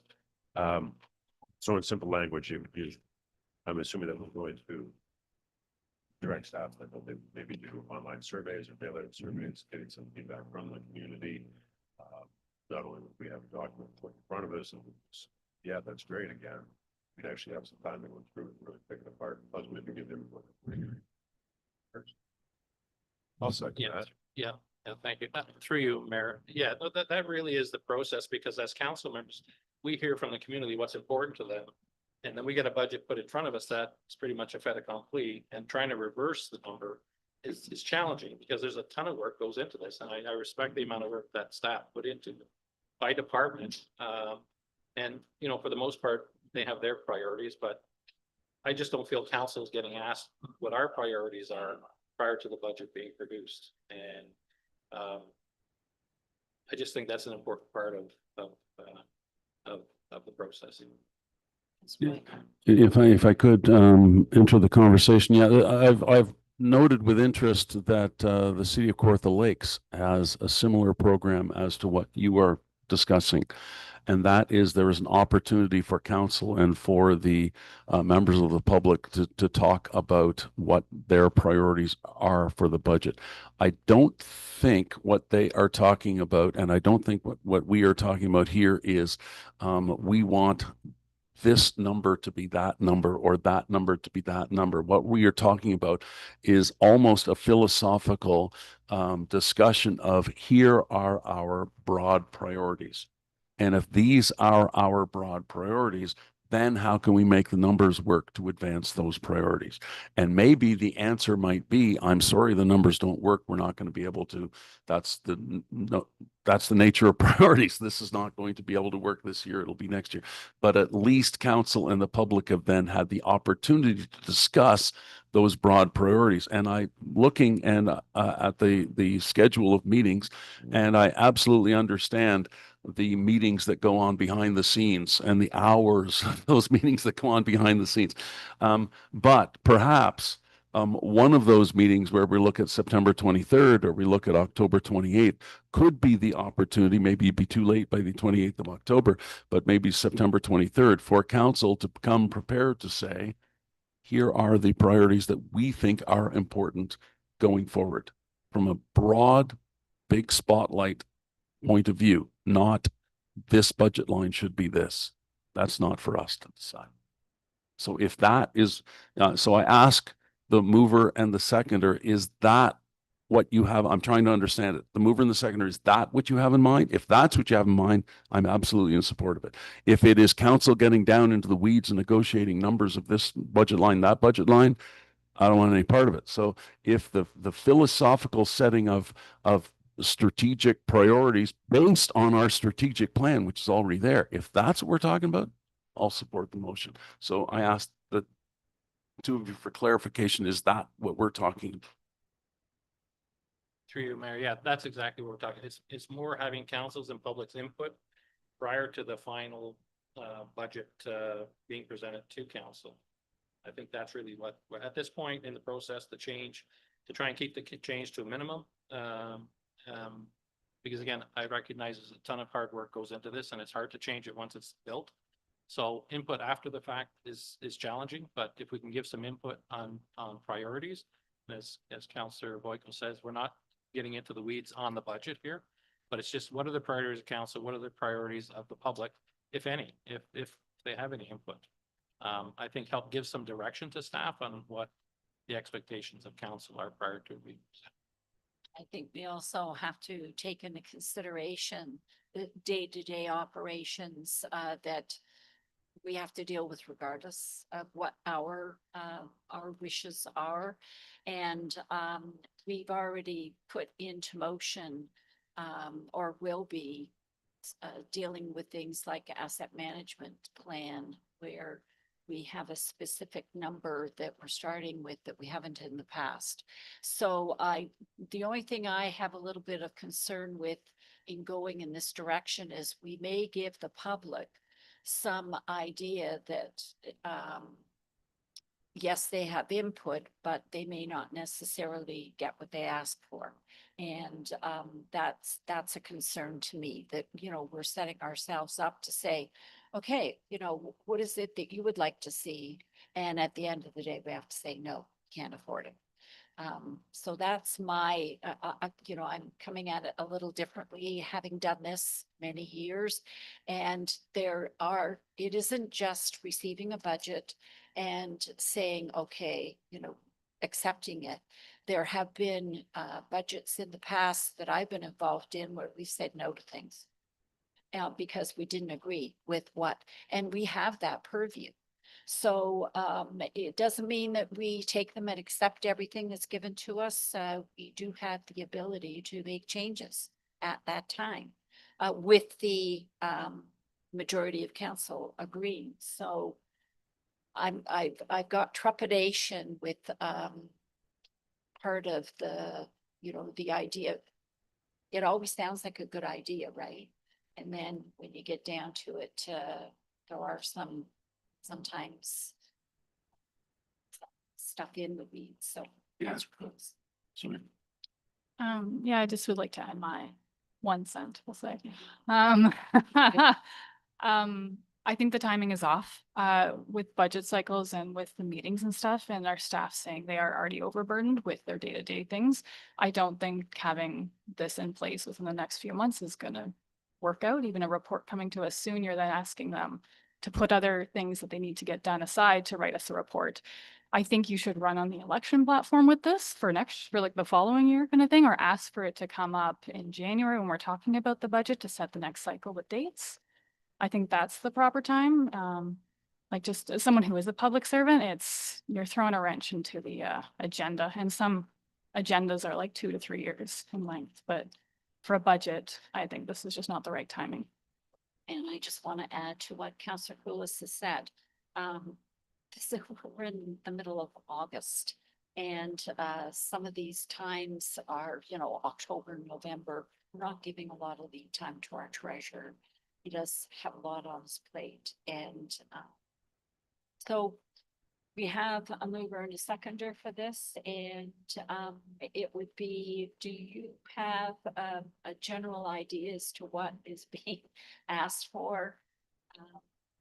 Sounds like coming back with a report. I'm not quite sure when that will be back, but late.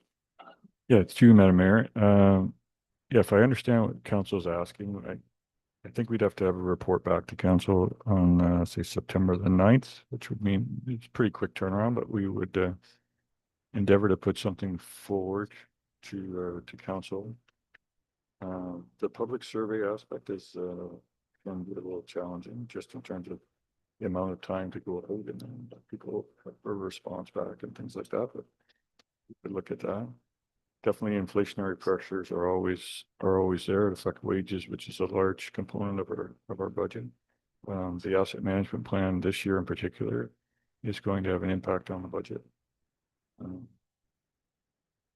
Yeah, we always build our budget process based on the plans that we have in place. And so our strategic plan is in place, roads needs study, you know, economic development study, all these different studies we already have, which lay out our priorities.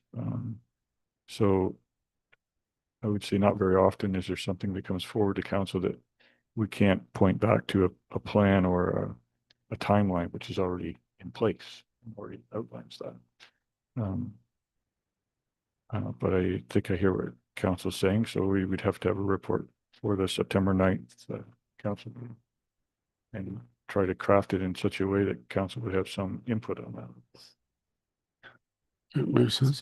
Yeah, yeah. And again, I'm with Lane. I'm trying to understand exactly. So I think, and I agree with Councillor Koulis that if this is to establish a finance committee, and the finance committee is going to be bringing in public input into I think that I agree with Councillor Koulis that it's too late to do that for this year. But if the purpose of this motion is that on September 23rd, at that council meeting, council has an opportunity to say, the 5 of us can say, here are our priorities going forward. We believe that this is an issue that needs to be looked at, that needs to come forward. And I don't even want to use an example because I don't want to do that. But to say, I believe that this is a priority going forward, council discusses it, maybe what I think is a priority, others don't, but at least it gets discussed. And then staff gets an opportunity to say, here's where council believes, based on the asset management plan, based on, especially on the strategic plan, here's where we believe priorities within the strategic plan should be. If that's what we were talking about, and that could take place on September 23rd, then I'll support it. If we're talking about something different than that, then I don't know. Thank you, through Mayor. Yeah, no, I think we want to keep it simple this year. We're not asking to change the whole format. We're just asking for the staff to create an opportunity for what Councillor Glenville was saying. You know, you're right. We have a lot of different consulting documents that show priorities, but they're competing priorities. They're competing priorities. So who's making the decision on which of those priorities is most important to residents and council members? We're getting what's most important to staff at this point, but we're not getting any feedback on those priorities until the budget is put out in front of us and the ones that have been selected are selected. So I'm just saying, we don't need a big report. We don't need a report.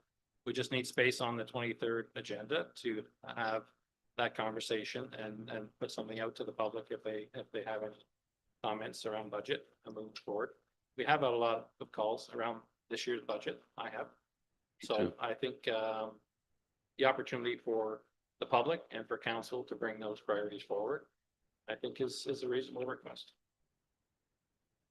Yeah, so if I can, we really need some clarity. Because I've heard 5 different things. Well, that's So what I'm we trying really to do. do need some clarity in terms of what you are actually seeking. And I think we do need to keep in mind the timelines, in terms of doing public surveys and things like that. That takes time. It takes time to get it out there. It takes time to get response back. It takes a lot of time. So I think we just need some clarity about what you are actually asking for, so that we can either do it or provide some feedback on it.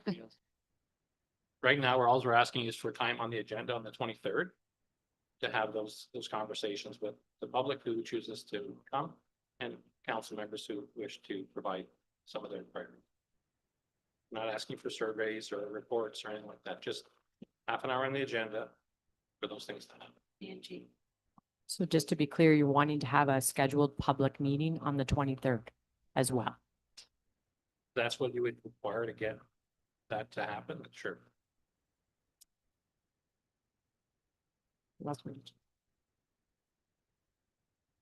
Sorry, so you're just wanting a slot on the September 23rd agenda that would be part of the agenda. Yeah. That would say council discussion around budget priorities. Yeah. That would be an item that's on the public agenda, but you are not asking for or anticipating a special public meeting. Okay, who moved this in the first place? And Okay, so this is what he wants. So are you still seconding it? Still seconded it. Okay. if I could, because I have been working to understand it too. So what I am understanding, because we're inching toward a vote, is from the mover and the seconder. All we're asking for is this motion is on September 23rd. There is an item on the agenda where the council has an opportunity to have a discussion in which we say, here are our priorities. Here are things that we believe should be priorities in the budget going forward. If public wishes to attend, they can be told that that's a public meeting. All council meetings are public meeting. And if they want to go to the microphone, they can do it too. But we are not asking for a survey. We're not asking for a report from staff. We're simply asking for time on the September 23rd council agenda at which council can give their priorities for the budget moving forward. Is that the purpose of the motion? Councillor Henry. As seconder on this, yes, let's keep it simple, KISS philosophy here. Clearly, if we're trying to change decades of thinking, it's going to take a little bit of time here, and just a simple practice run isn't going to hurt us by saying, hey, come out to the council meeting, have some say in what we're going to do with your money. Not a hard concept. Let's keep it simple at the start. And the bureaucratic process can take its time processing it, but we'll get through it. I think we're still hearing a couple different things. So if it's just an item on the regular agenda and the agenda is made public as it typically is, if that's what you're looking for, great.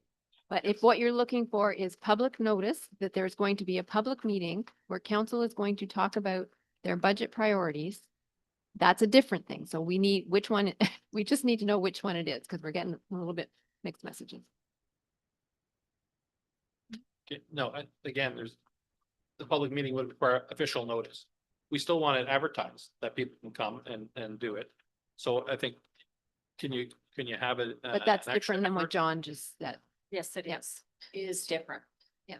Pick one, please. Sorry, I just want to be clear about the way our agenda is set up. Okay. So if the public want to have an opportunity to provide unfettered input, it needs to be scheduled as a public meeting. If somebody is to come and make, to provide input, they have to schedule it as a deputation. Right.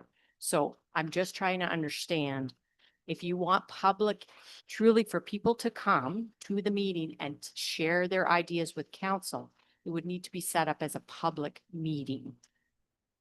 Right.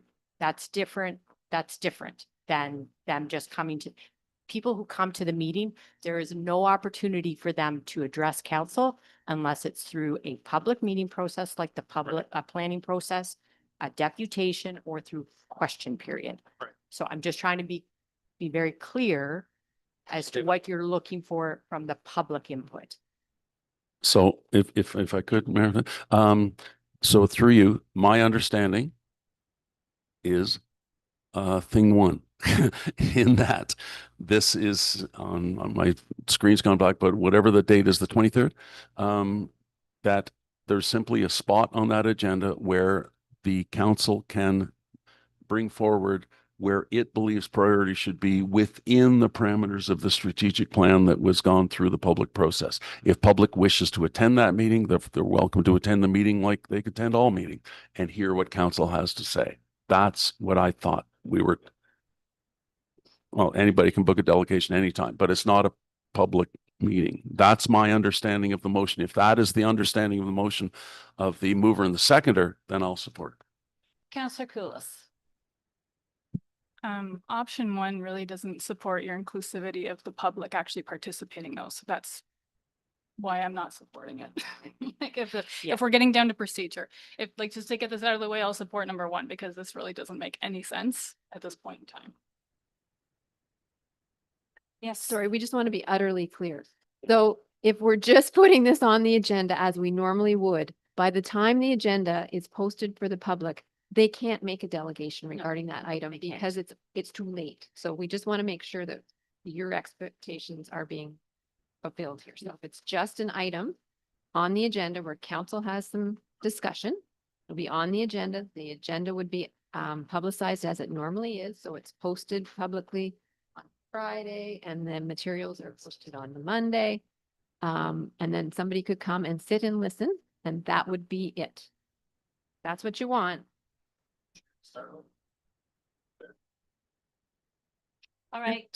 If I could just one thing, sorry, interrupt, Mayor, just one more thing. I think this is just one step that is something that has not been done, at least I'll just talk about the time that we've been here, where the council has never taken the time to have a public discussion in which the five of us say, here are what we believe the priorities should be, and let's talk about them.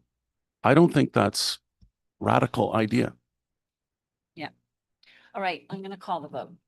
So all in favor of the motion, can someone read me the motion so we know what we're voting on? Yes, I can. That at the September 23rd council meeting, council members provide input on the 2026 budget. All right, so it's been moved by a councillor, or rather Deputy Mayor Black, seconded by Councillor Henry. All in favor? It's carried. All right. Is there anything else on, we're done with the, Sorry, Madam Mayor. so, Sorry, Madam. see, Councillor Koulis. Sure. Well, thank you. I'll make it quick. I was just wondering, because this is already brought up for Woodland Acres, if it's likely that we're going to see more people interested in speed limit changes elsewhere, like Gifford Drive or Skyline, and what we can expect from that.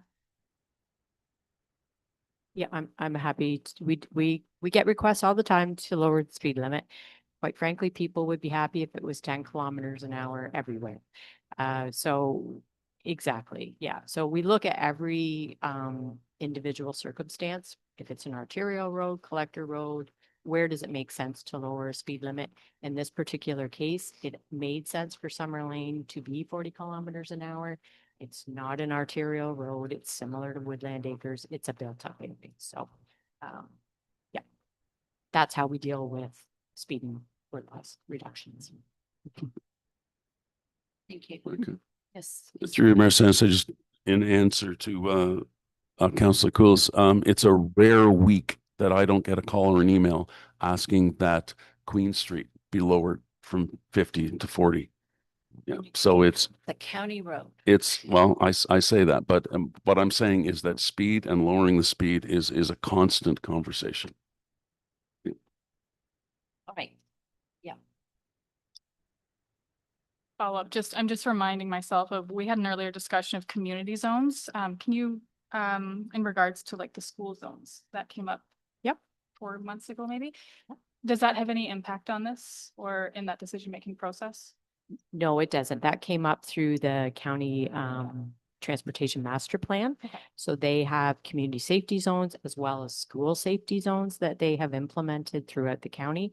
Of course, it affects some of our schools because they're on a county road. I was just wondering if it's within a built-up area, if that's where like overlap or consideration would come into play. Generally built up area, sorry, through you, Madam Yeah, Mayor. sorry. Generally built up areas are for 40 kilometers an hour.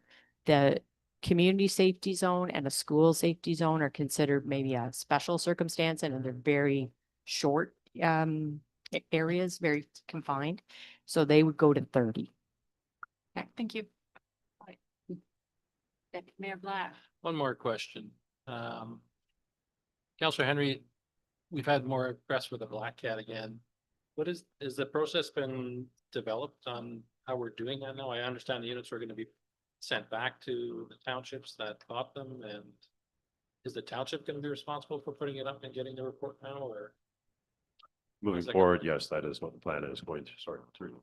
So it is, with the OPP board, that's what the plan is, what's moving forward. And then the process for any lane reduction, it is easy for us to say, oh, it's a county road, but our residents actually petition municipal council first, and then we would take it on to county, short municipal support first and for the county level. It is a bit of a process, but it's not hard to get through. It's a lineup now of locations where we require Black Cats to be stations when we start doing the surveillance on the roads and gathering information just to make sure that there's factual evidence that we have a speeding problem in areas. Coincidentally, so the stretch of highway on what's it called? Yeah, the Lindsay Road, Peterborough County Road 1, the Central Smith Creamery has been strongly working to garner signatures. They've got over 1,000 now that they've presented to me. They want to come to council and present, so we support them. Speed reduction support in the area where they are fatalities. It's a county road. Okay, thank you. Right, thank you. So we are moving on to 6A. What do you want pulled? Councillor Henry?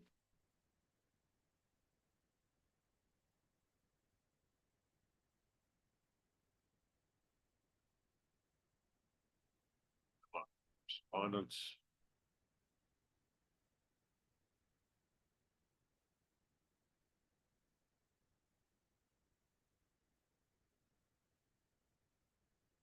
Six.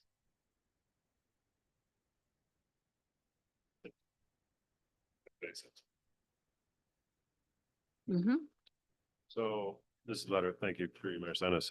This letter from the Peterborough Police Chief Betts that outlines Peterborough Police's actions and subsequent actions and subsequent fines taken at a recent event in Lakefield Hair Fair. This year's fair attracted into the thousands of people. Numbers are still speculated, but at least 7,000 people. As we know, as residents of Selwyn, we are very fortunate to have very low crime here. And as our discussion just proved, one of the key focuses of concern in our area is road safety, speed, vehicular safety. Excuse me. And Peterborough Police were on site that day for the Lakefield Fair. And we're pulling over vehicles, as it says in that report. There were, 10 fines issued / charges, depending on the infraction, and 33 warnings, which could be considered an educational component. And keep in mind that I am on the OPP board, and the easiest way not to get in trouble with the law is don't break the law. So after this event, a lot happened in my area of Smith, and phone, email, and particularly social media lit up pretty hardcore with a number of individuals who felt that they were targeted by this event. Targeted at this event by the Peterborough Police, as they feel that other events, festivals in the area aren't targeted with such a heavy presence at such an early hour of the morning or late time in the evening. Even some of these festivals actually sell alcohol, and we don't see ride programs set up at them. So there was a fair bit of community outrage on this, and it spilled over out online. Peterborough Police Services being attacked online, different comments being submitted, to the point where the moderators had to shut down the social media posts because they were getting quite a bit of blowback, and it seemed to grow throughout the evening on Saturday night and spilled over into Sunday. And it spilled over to the point where it even targeted one of our colleagues here, Councillor Boyko. He was heavily scrutinized as well for various reasons. I won't necessarily get into just whatever board appointments or opinions may have been shared at different times. I would like to see how we could possibly work with this group moving forward. Obviously, number one is don't break the law, you won't get charged. But two, how can we support this moving forward? This event and those that partake in it, participate in it. We can't really direct Peterborough Police not to charge people for breaking the law, because obviously that's what we pay taxes for, or our taxes go to for, with funding them. But at the same time, we do have a council member on that board, but we do get taxation without representation, as we do not get to vote on that board. We have no say what's going on. Just would like to consider how we can move forward with this group, still keep this in our community, this event in our community, keep it successful, and sound us down some of the war drums whenever the event's going on. I did state at the time when this was going on, in discussion with Chief Betts, that give it a week or two and there'll be another crisis on social media. And yeah, the fire ban came up and a whole bunch of other things came up that people got upset about, but this one won't go away. I know it's going to resurface again. So be addressing it. Wants to comment? And just questioning in this particular letter, if it hadn't been on here, I wouldn't have seen it. And it does mention in the letter from Stu Betts to John Boyko that this could be shared with council, and I'm curious as to why it wasn't. Sorry, through you, Mayor.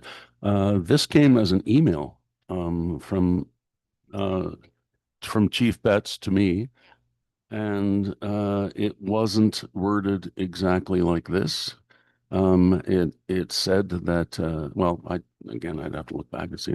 So, but it came as an email because Chief Betts called me because he noticed the explosion on social media. I was accused of calling the police. I was accused of directing the police. There was even a photograph somehow AI or something of me standing with the police, with people pulling people over. So it exploded. And so Chief Betts called me and said that he was sorry that this was happening, that the blow up that Councillor Henry has talked about happened. And then he sent me an email. The email that he sent me was all that is on the second part of it down below. That is, here is what, if you are asked, here is what was pulled over. And I said, great. The first time I saw this letter was when it was in our package. So what I responded to with the people that were attacking the police and attacking me personally online was I said that I would bring this up at the meeting of the Peterborough Police Board, which doesn't take place until September. And I would bring it up for discussion because at those police board meetings, while I am simply the liaison, the Lakeville liaison on the board, just as the mayor of Cavan is the Cavan, South Monaghan liaison on the board, we don't have votes because 2 councils ago or 3, they decided to change that. So we don't get a vote. So I don't know that representation with population will happen. I don't know whether that will happen. So all we can do right now, all Selwyn Council can do now is through me as the liaison, bring it to the attention of the police. And I think they already know that there are a great many people in Selwyn who are unhappy with what they believe the targeting of those people going to the fair. And I will be emphasizing how important the fair is to our community, to a great number of people in the community, and for tourism in our community, because it has been going on for over 100 years. And it is something that is important in our community. I attended the fair. I think it was terrific. I know others attended the fair. And so we don't want police action to be detrimental to the continuation of our fair. Just like we would not want police action to be detrimental to the Jazz Festival or the Shamrock Festival or anything else. So that will be what I will be communicating. Yes, it's there are county fairs all over Ontario, and a lot of them have truck and tractor pulls. I've never heard of, and in most cases, the COPP that has the jurisdiction, I've never heard of this kind of activity taking place at any of these. So I don't know if it's a case of city police dealing with something rurally. I'm not sure, but I would appreciate you taking that forward for us because I've heard a lot about it as well. And I would ask Janice to ensure that when there is correspondence that comes to a member of council, that it be shared with the other members of council as well, if you could ensure that happens. Yeah, so this correspondence was provided to us by another member of council. And with the request that it be on the agenda. If we get that request, we will do that. If somebody gets an email that we're not aware of, I can't guarantee you that that's going to be on the agenda. Yeah. You would certainly not want me to share with council every email that I receive. Here, Mayor, yeah, so just with respect to Councillor Henry's remarks about paying for policing and not having any representation, we're negotiating a new contract with the city. Staff was directed a while back to start that process, and I see in your worksheet you're doing it. Mhm. I would suggest getting with Cavan Monaghan as well, an approach on the negotiation to have proper voting representation on that board. Yeah, so the legislation is clear around how the board is structured. And it's very clear, and it's different than what it used to be even now under the Community Safety and Policing Act. It's very clear that where there's that contract relationship in place, that the community that is receiving the contracted services can have a liaison for input into the strategic plan process of the police service. So that's set in legislation. So there's really not a lot there's nothing that we can do about it. Yeah. So yeah, if I could just to add to that, I was on the Lakefield Council. Wayne will remember when the Lakefield used to have its own police department. And in order to have, it was no longer viable. And so the only way that we looked at the OPP and we looked at the Peterborough Police, and the council of the day decided that we wished to be policed by the Peterborough Police. But the only way that could be done, because they're non-contiguous, is that we needed to amalgamate the department. And that's when we ended up with the Peterborough Lakefield Police Force or Police Service. And well, yeah, what happened a couple of Peterborough councils ago is that the decision was made to deamalgamate. So there is no longer a Lakefield Police, and that's why we don't have that's why we used to have a member on the board, and that's when we no longer have a member on the board. In fact, as Jen said, we can't have a member on the board. We're a liaison. All right, I'm gonna move this along. All of the correspondence that was pulled or the items that were pulled in consent, I need a mover and a seconder for this. Moved by Deputy Mayor Black, seconded by Councillor Koulis. All in favor, that is carried. Thank you. We're going to go, yeah. Sorry, Madam Mayor, if we could just deal as well very specifically with the change to the capital meeting date and to receive the remainder of Lane's report just with a separate resolution, that would be great. Okay, did I not do that? That's okay. Okay. Yeah. All right, yes, so we can have a resolution to change the date of that. It's moved by Councillor Henry, seconded by Councillor Boyko. All in favor? Okay. Carried. Mercy. And yes. Could I bring up one item of new business? Under number 10, new business? Yeah. Okay, thank you. This is through you, Mayor Senna, something that I have brought up with staff, and because I began hearing about it a great deal, and it has been among the many phone calls. This has been the busiest month I've had for a number of reasons. And so this is another issue that has been percolating just under the surface in Lakefield for a couple of weeks. And the reason is because at the Lakefield Marina, there was, because the king was being sworn in as king. That's not the proper word, but we had a Union Jack up. The Union Jack came down and an American flag went up, and then the phone calls and emails began. So I'm going to ask council if council would like to discuss this issue. The issue is this. Right now at the Lakefield Marina, there is an Ontario flag, there's a Canadian flag, there's an American flag. There are many people who believe the American flag should be taken down. Though there's two arguments. The one argument is that we are under economic attack and our sovereignty is being attacked by the United States. So why would we have an American flag on our marina? The other side of the argument is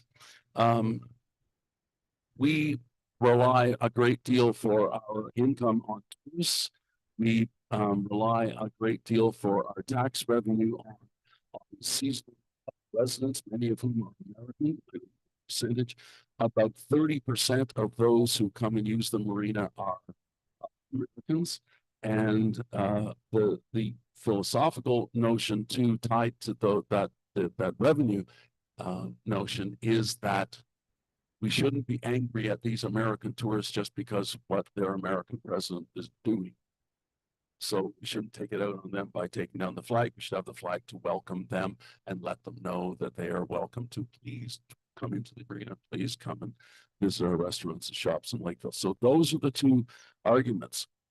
We should get rid of the flag, American flag. We should keep the flag. So I ask you through you, Mayor Sennis, is this a discussion that you believe council should have? Or do we want to simply not have the discussion and leave the American flag there?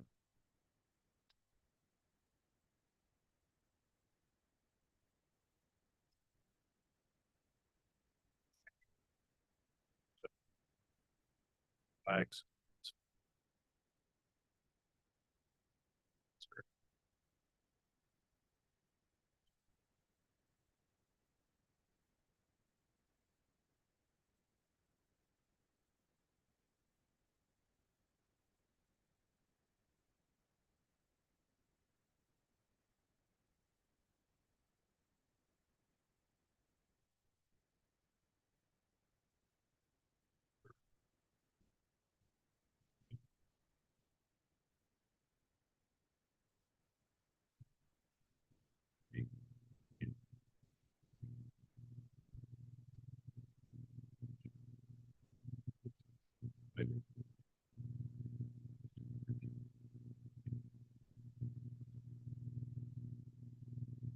tires, insurance, pieces of paper, stuff, windshields, Lakefield, and there's been a couple of residents in Dummer.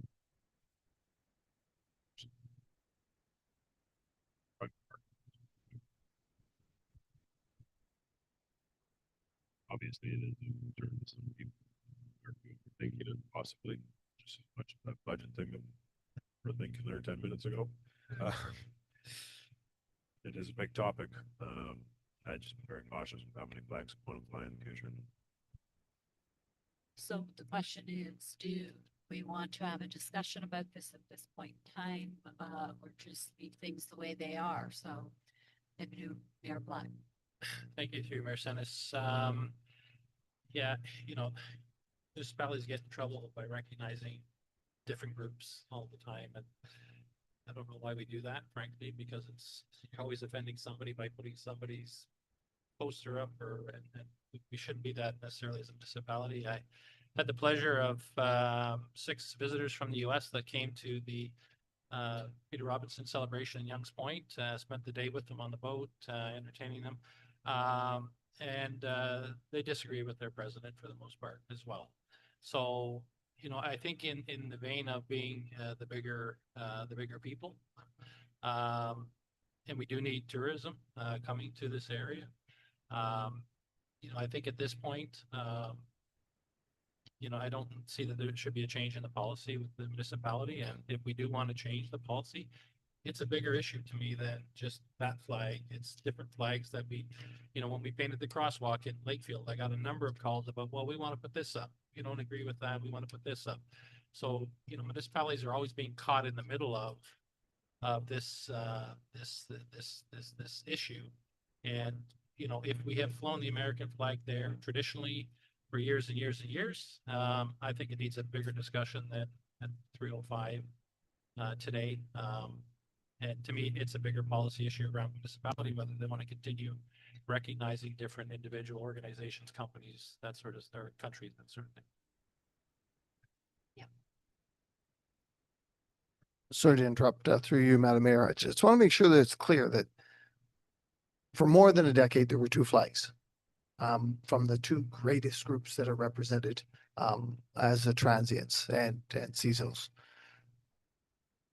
There was a request to not put after the Union Jack came down, after the visit from the King, there was a request to not put the American up, please put the Ontario.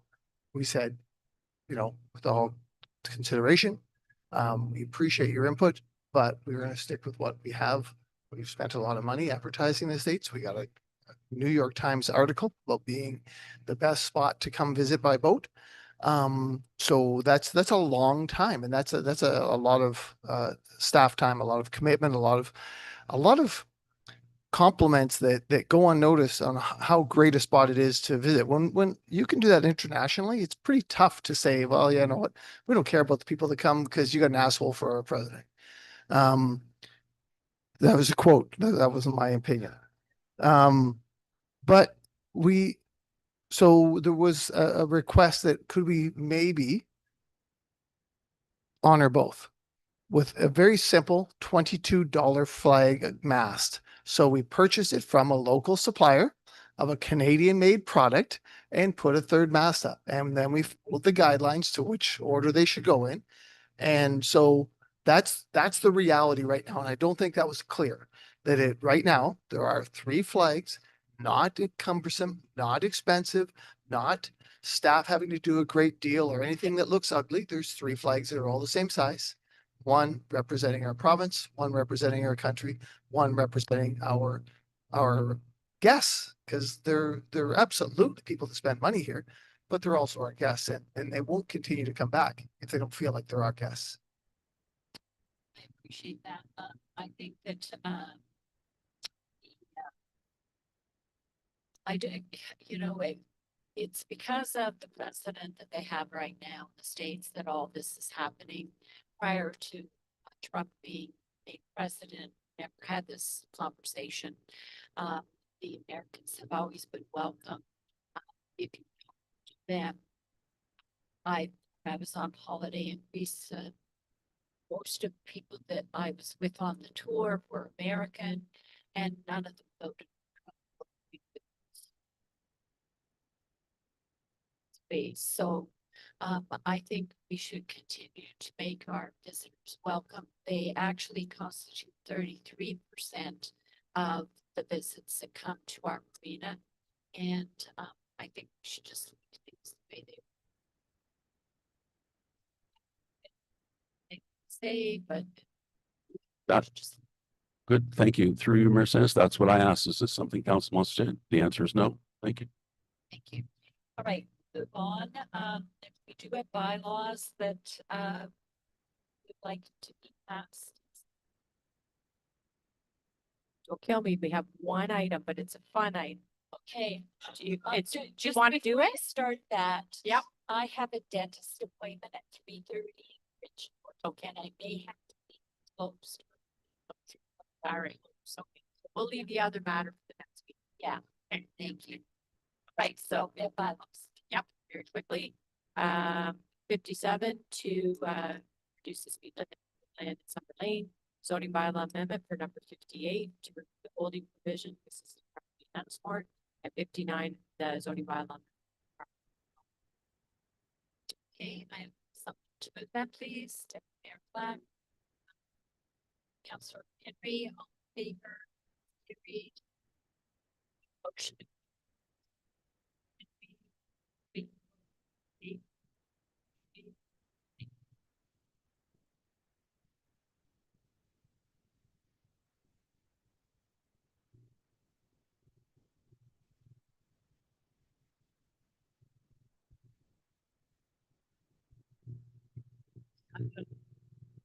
I'm 10 minutes. I'm up at Bridge North. Yeah. Oh, no. Well, anyway, as long as everybody's.